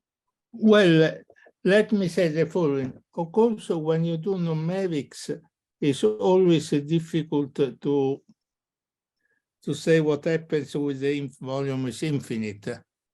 because you do simulations for finite value of L, and after you have to do extrapolations. But extrapolation have to be done with a very precise framework. Anyhow, that said, my impression is that most people would agree that as far as the behavior of the system at zero magnetic field is concerned in 3 dimensions, the things looks very in agreement with the theory. And I would say that for h equal to 0, things are quite clear. Of course, in principle, I think that using modern computer, maybe one could thermalize L equal to 40, but you see that having one, of course, that would make but clearly that we could not easily go to L equal to 64, because L equal to 64 would take 10,000 more time than L equal to 32. So, and also L equal to 64 is very far from infinity. So there is sometimes we have to stop. However, the dependence on L, I mean, everything that we looks have an extrapolation with L to infinity looks like a power and so on. So I would say that one could be relatively sure that L equal to 60, that in 3 dimensions we have a transition, and in the lower, and this is also what happens experimentally, because experimentally people do see some kind of transition, but one has to understand that in a real experiment, probably they do not have L greater than 40 and 50, something like that. So, I mean, we reach the situation with the experiment and things looks good for the theory. The thing that really a mystery is somewhat what happens with non-zero magnetic field, because for some reason that we could discuss at length non-zero magnetic. I mean, there's one point that is important, that if we do parallel tempering with glasses, it does not work so well. It may have give some advantage, but it's not the solution of the problem. The solution of the problem may come from other techniques and so on. I mean, it helps, but it's not the solution. The reason is the following, that the configuration at 1 temperature for the glasses is very different from the configuration at a lower temperature. So exchanging the configuration between different temperatures, it does not help too much. Maybe there's something better that could be done, but it's hard to do. The thing that is more, this is something that is quite fortunately in spin glasses, where this fact that the configuration 1 temperature is different from the configuration at a temperature is what people call a chaos. Now, for some reason, so that we do not fully understand that the chaos in zero magnetic field is much smaller than the chaos at the magnetic field. And therefore, the simulation magnetic field do at that moment go to the time. Parallel tempering does not help so much. The time go to a very last time before we reach the critical point, if any. So what happens in magnetic field, the things looks like in glasses, and this is something that was also discussed by many people. I think Peter Wollers made this comparison of glasses and system in magnetic field. The same things was also discussed, I think, by I don't remember. There was so many people that were thinking of this type of relations. So for magnetic field, things are less clear. I think that I think that in 4 dimensions one could argue, but one should really try to convince people that there is a real transition in 4 dimensions, while in 3 dimensions the analysis is things are not so clear. And however, this is something that is still open.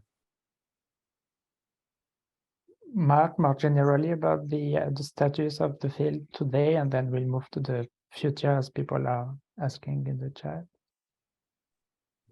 No, I have not much to add to that. I think that,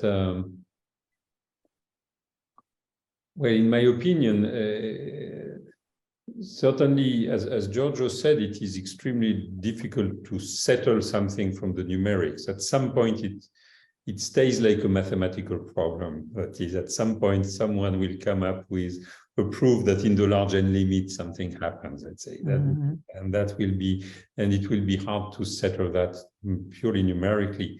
And considering that the simulations have reached the scale, or are near to reaching the scale of the experiments, then that they have produced what they can produce.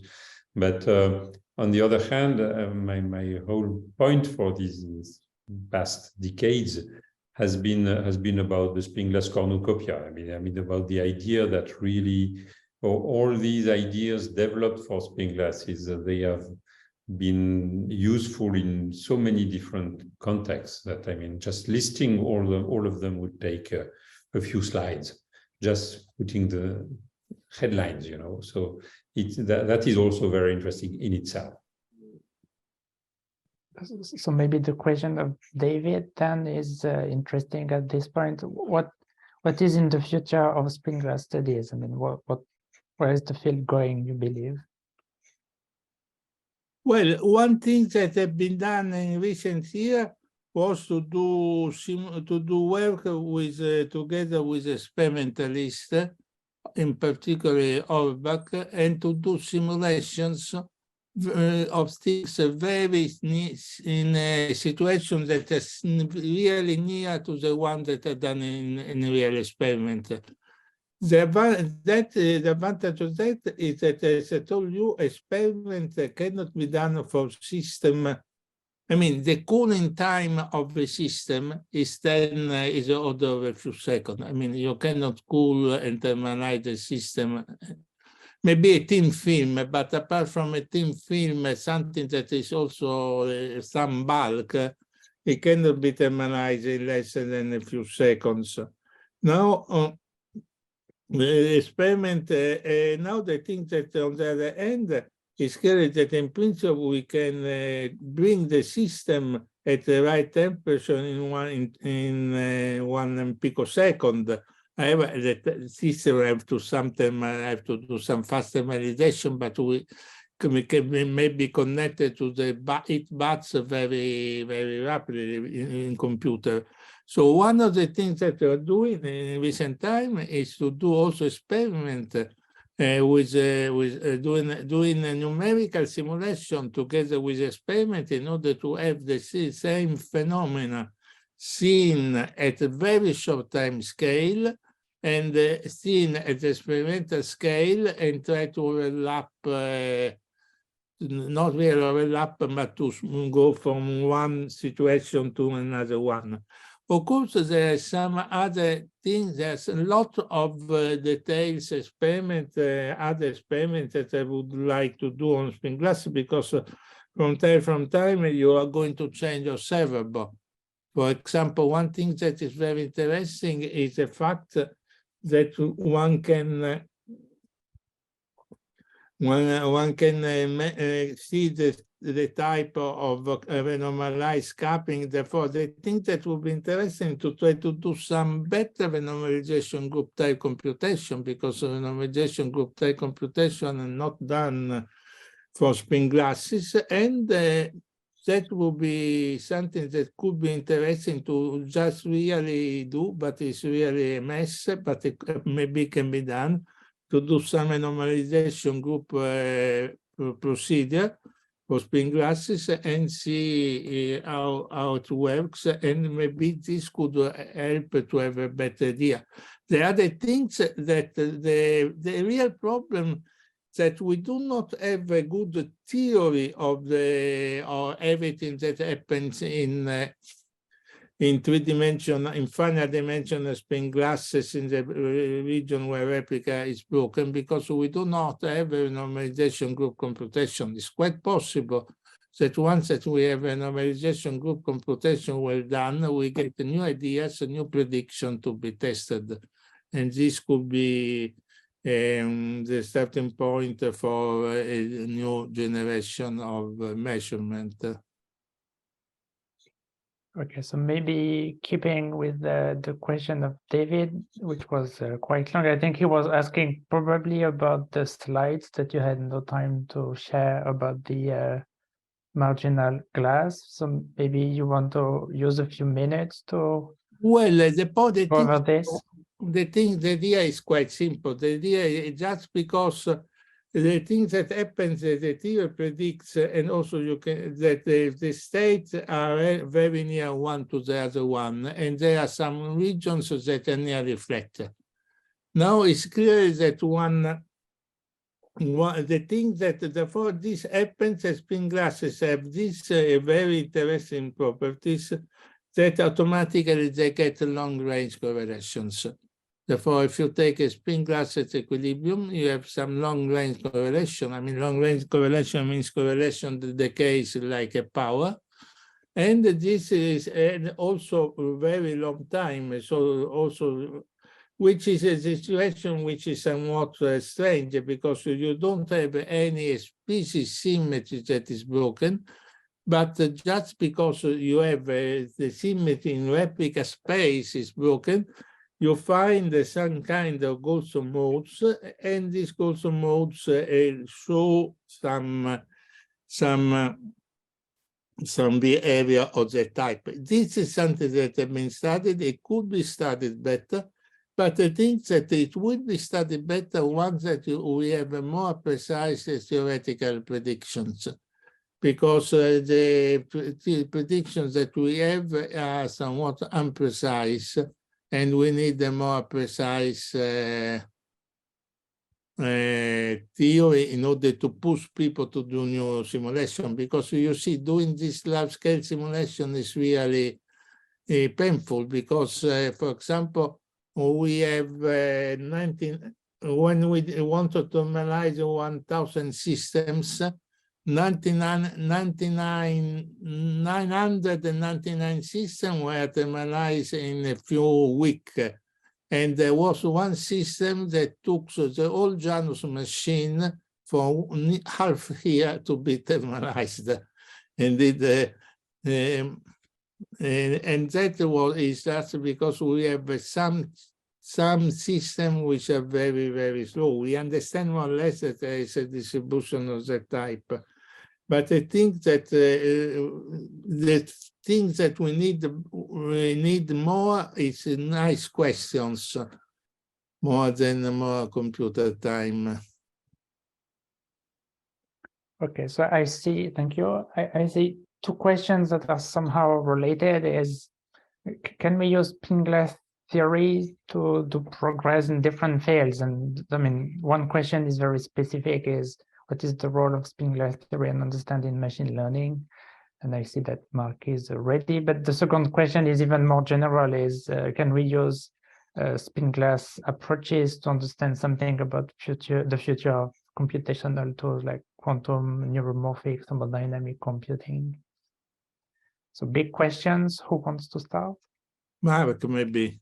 I can say a few words about machine learning, let's say. I think that, spin glass techniques have been used for studying problems in machine learning, in which you do basically, you implement a statistical mechanics in the space of machines. So you try to understand, so you have a certain task that you want to realize, you want to train a machine on a certain database so that it realizes the task.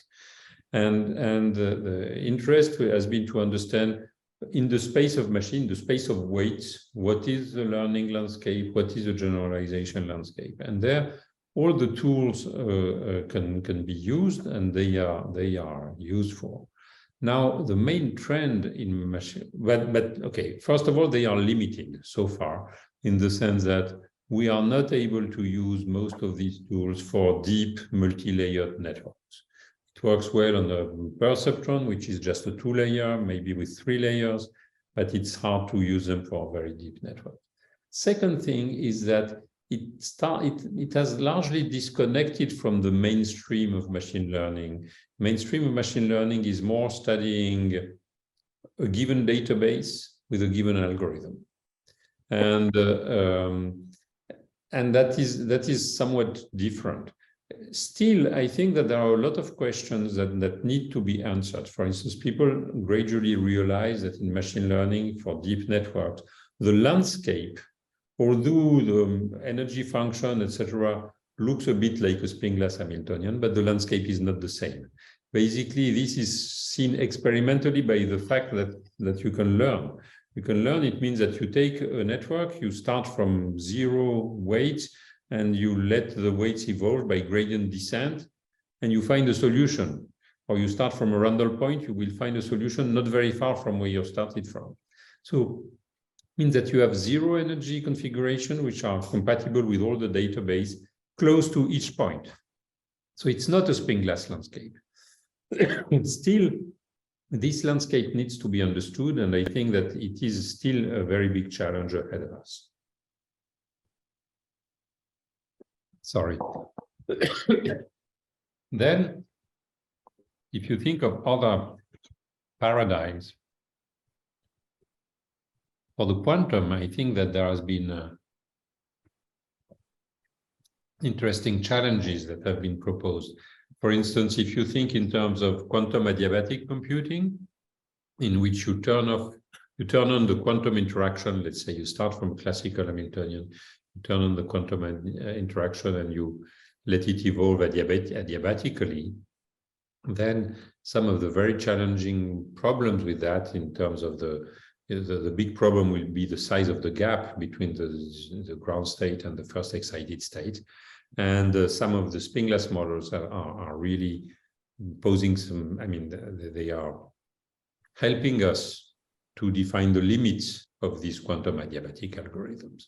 So I think that also in these search for new types of algorithms, the fact that we have various families of spin glasses, we have not elaborated on that now, but we have the standard spin glass, the structural glass, the one-step RSB, etc., etc.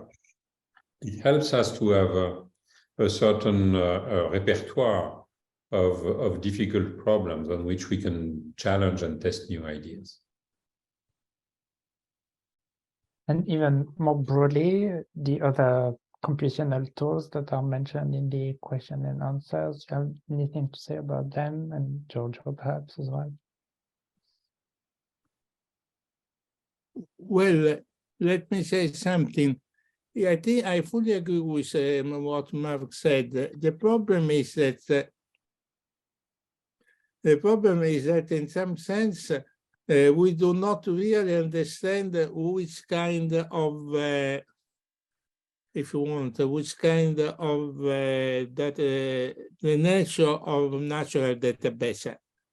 I mean, the typical things that the deep learning is learning something which happens in nature, for natural image, natural protein, and so on.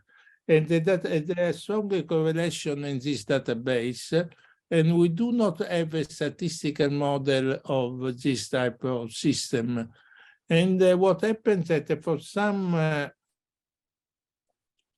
mean, there's something that we really do not understand, the following. In principle, the idea that people had in mind at the beginning was that in reality, the things that we have to learn were something somewhat uncorrelated, because in principle we could think of the same as a given image.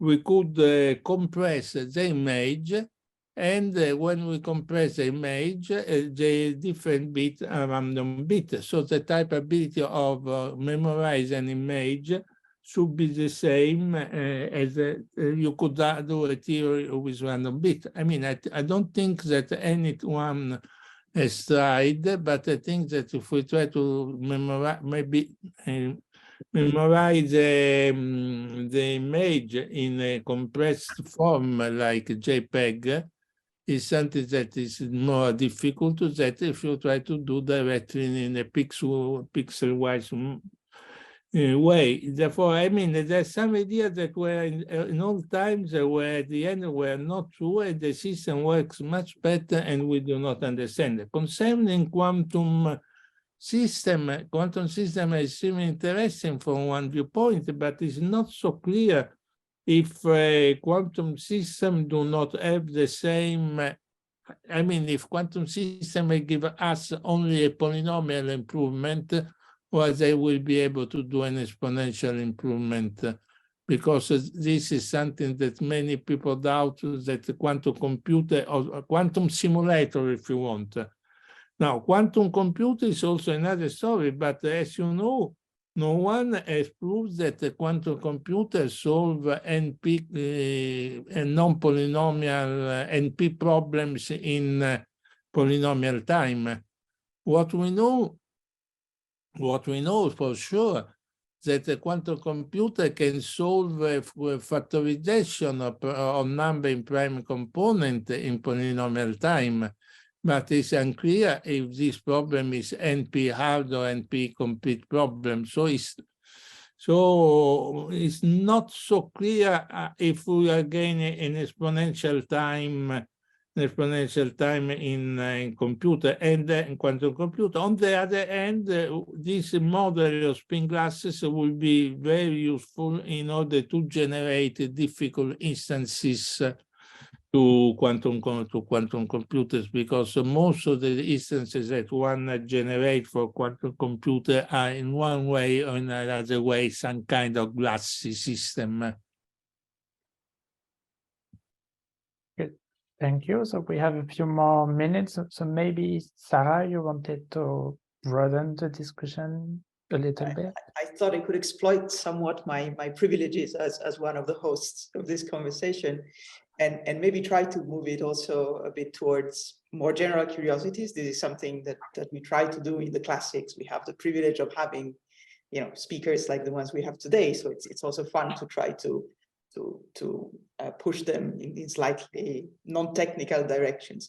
And I would like to start from something that Giorgio said before about calculations on spin glasses, which is, we don't necessarily need faster machines. We need better questions. So now, if I look, at the CV or the experience in research of both Mark and Giorgio, it's intriguing now, because there is a very broad, apparently, range of topics, and at the same time, this feeling that there might be an underlying theme that has led you in all these different directions. And so I was just wondering, how do you choose your questions, and what would you recommend to someone who is new to the field? What are the tricks? What are the things that we need to pay attention to as we look at this, enormous field that is science today, and computational science in particular? How do we pick the questions? How do you do it, and how would you do? What would you suggest? Well, you see, the questions are important. I mean, I would say, being a theorist, that the interest in the question comes from the theory. If you have a theory that is able to predict something, it's clearly that you ask a question, does that prediction, the theory is correct or not? If you don't have a theory that predicts something, things become much more difficult.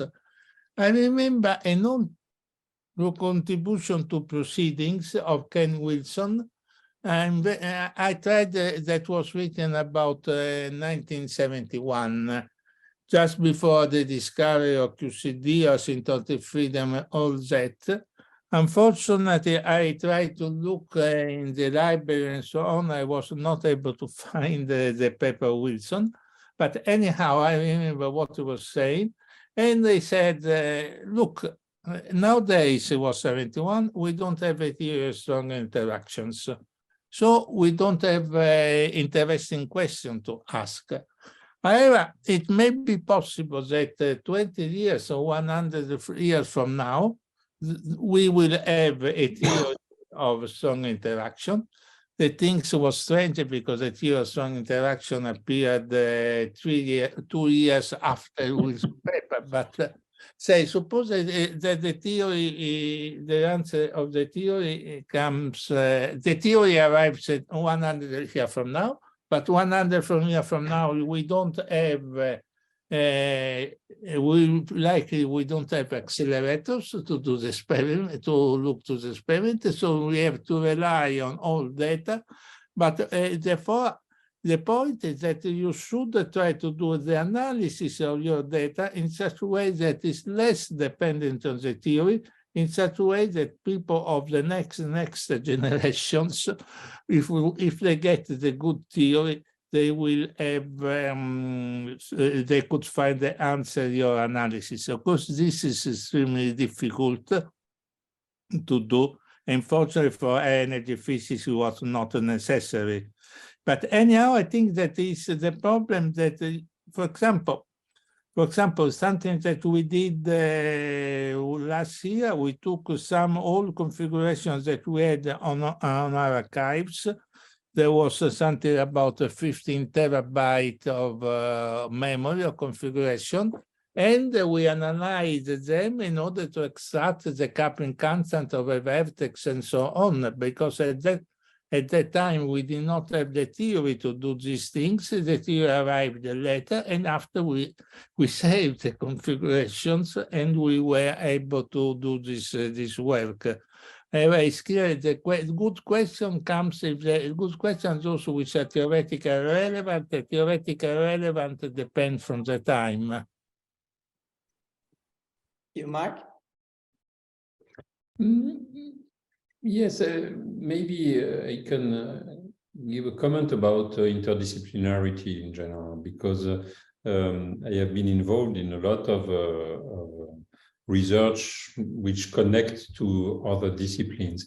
And it seems to me that there is one condition for it to be successful. It is that at some point you need to find an area which is of interest to both communities. So for instance, I described in my talk, I was describing satisfiability. There was this satisfiability threshold. It was a phase transition. Numerically, you can see a phase transition, etc. Phase transition, it is appealing to the physicists, to the theorists who want to study that.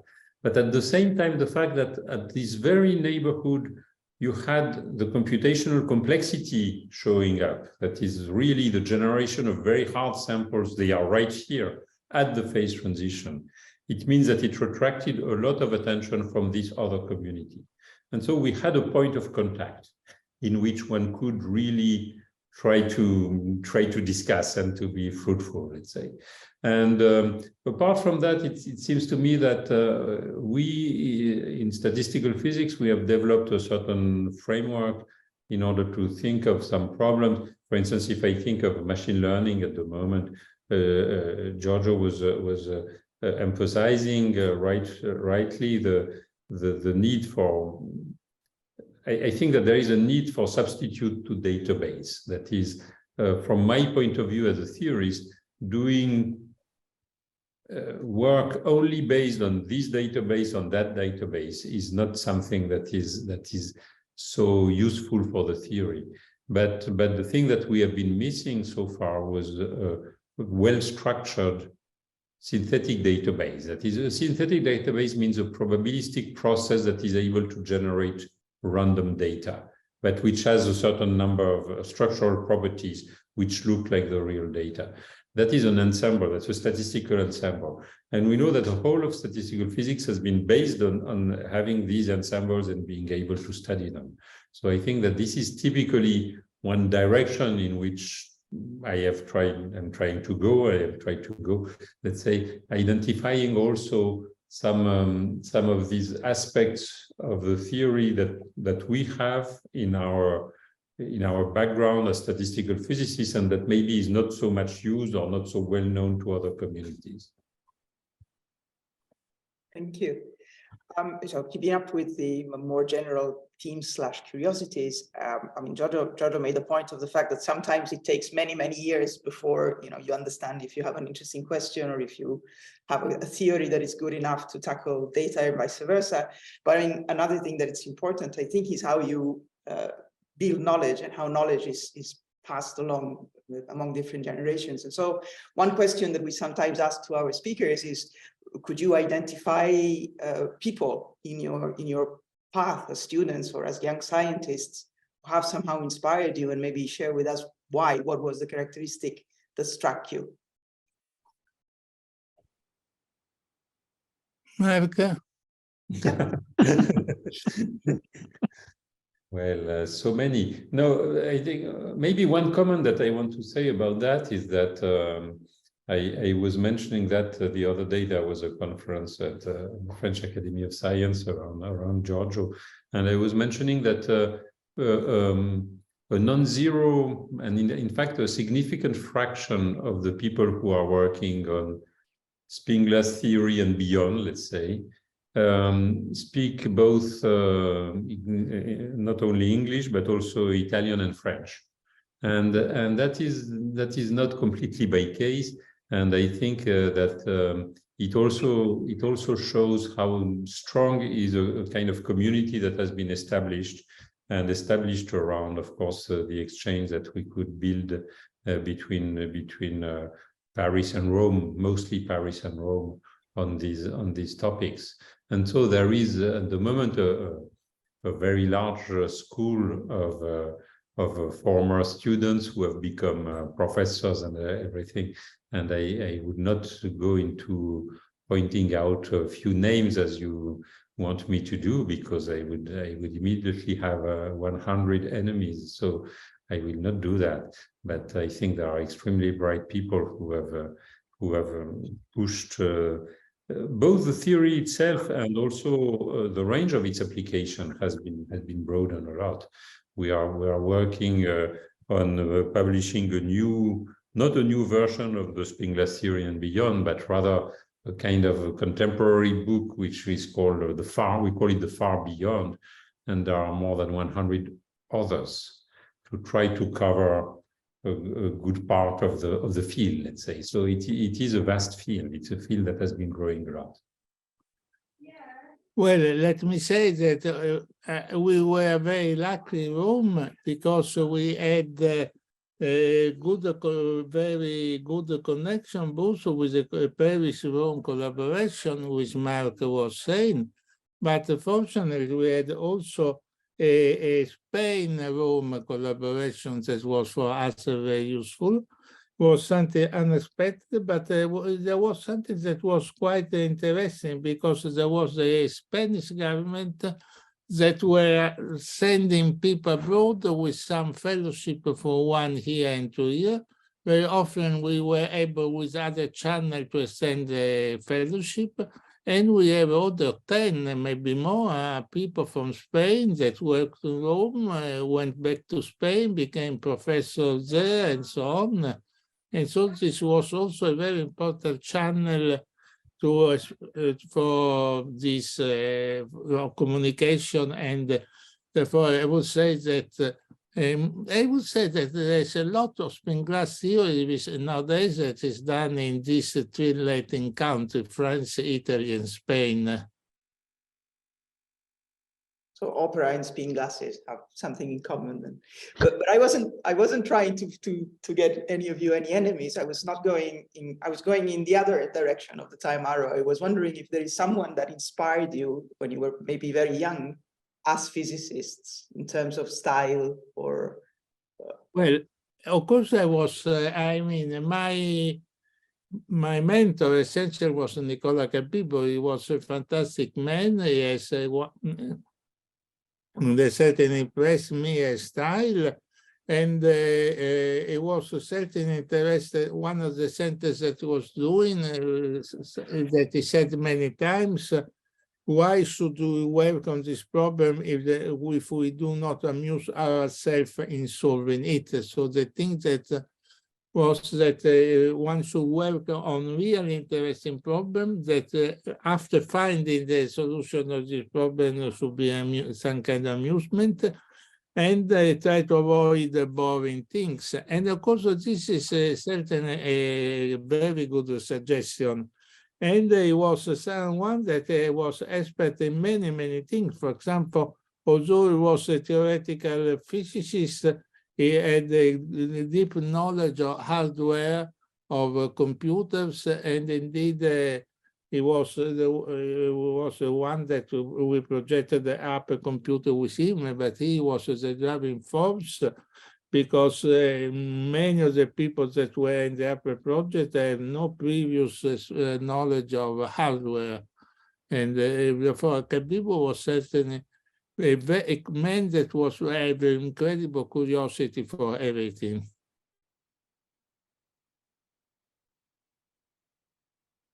I have had two mentors, mostly, I would say, the two persons who have influenced me most. One is Giorgio, and the second one is the late Miguel Virasoro. I had started a PhD on quantum chromodynamics, but on a very marginal topic of quantum chromodynamics. And after listening to a talk by Giorgio, I decided that I would stop this PhD and move to statistical physics. And I was fortunate enough that right at that moment, Miguel Virasoro was visiting Paris, and he wanted to get into statistical physics problems. And we started to work together, and soon to work with Giorgio, and that is why I consider them as my two mentors. Thank you. So the temptation to follow up on the consideration on politics and choices from governments about science is strong. Do we want to go there? Do you think? I mean, have you perceived many changes in the throughout your career? You've also both covered possibilities of responsibility and leadership within the community, and so I was just wondering if you have any broader, not specific. I don't want to provoke any enemies or polemics here. If you don't want to put comments on this connection. Well, I think at least as far as I'm concerned, I think it is important that sometimes that some of us accept to take some responsibilities and to be able to go and discuss with the people who are in charge of organizing the politics. That's very important, at least in France, where I know the things better, but I feel that it is the same in most countries. We have very, very few politicians who understand a little bit of science, and few of them are able, even those who do not understand, let's say, very few of them are also able to grasp the importance of science. So I think that it is extremely important, and I am rather worried these days by the fact that the situation is not improving as far as I see. It is on the contrary, the situation is getting a bit worse. No, it's clear that in Italy we have a similar problem to that in France. I would say that in the last 15 years, or maybe more, I've been working on trying to convince the government, the parliament, the House, the President of the Republic, I mean, different kind of institutions of the importance of science. And this is something that takes a lot of time. Sometimes one gets some result, sometimes not, but I think that also the small results that one obtains are very important. And what about citizens? I mean, do we do enough to convince citizens of the relevance of science and the scientific method before we worry about? Yes, of course. That is another point. I mean, the things for citizens, the thing that is really important is to convince them that they can trust science. This is a crucial point. The crucial point, because, in some countries, there is maybe not in Italy, where people that do not trust science is a big minority, but in other countries, people that who do not trust science, maybe not the majority, maybe a large, a non-negligible part of the society. And I think that that is the most difficult thing, because to convince someone that they can trust you, that they can trust science, is not sufficient that you go around and say, trust me, I'm good, trust me, I'm good. You have to explain what science is, how science is constructed, and so on, because otherwise our scientists are, in some sense, let's say, human being from some side, but on the other end, they are honest human being, in the sense they do not, and they do really believe in what they do, and they're not influenced. This is something that is extremely important. And of course, this is not easy to be done, because you have to use some channel of mass communication in order to reach this aim. But I think that this is extremely important, because if people do not trust science, there will be a disaster. And in the future, we need really science for many, many things, among them to fight climate change, because we need new technologies. The present-day technology may be sufficient, but is unclear. But we have to invest more in technology in order to have a faster and easier way to fight climate change. Yes. Mark, is there anything you would like to add to that? This question of trust is very, very important. It's also very delicate, because we have examples. I mean, I will not give name, but we all have in mind examples of famous scientists who at some point start to say crazy things. And that's terrible to fight. So we have to explain all the structures of control and reactions of the scientific community. That's something which is very important. On the other hand, one thing that I have noticed is that when we have the occasion to discuss and to try to explain what we are doing, which is in principle complicated, let's say, it requires quite a lot of background to really explain what is the complex dynamics of a spin glass, let's say. But still, there is one thing that can be done, is to convey the enthusiasm. And I feel that there is quite a lot of people who are ready and willing to react and feel the enthusiasm of the researchers. And that is also something which is very important. So I think there are two pillars. One, enthusiasm, you will tell me it's more kind of problem of communication, but it is a very important one. And there is still a positive vision of science globally, at least in France. When you look at the polls, the scientists are still globally considered as people you can trust, let's say, globally. But then you have to provide also these and take the time to present the results in such a way that they are made simple enough that people can grasp an idea and get an idea of why it fascinates us. So that's always what I say. I will not be able to explain you the spin glass physics, but I want to try to tell you why I find it so interesting. So we go back to this notion that even just explaining the questions and why the questions are exciting is half of the game. Absolutely. Maybe 90% of the game. Maybe 90% of the game, yes. And maybe, you know, it's also, everything is entangled, right? But emphasizing that as opposed to emphasizing presumed absolute truths that would come from science that, you know, simply do not exist could walk in part of the way to try to mitigate problems with respect to lack of trust in science.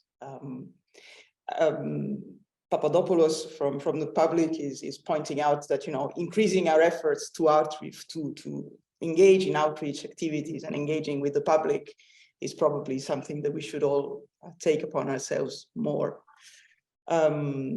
which certainly something that I think we maybe agree to close this session on as a positive measure and then message, sorry, and maybe some homework for those of us who are not doing it enough.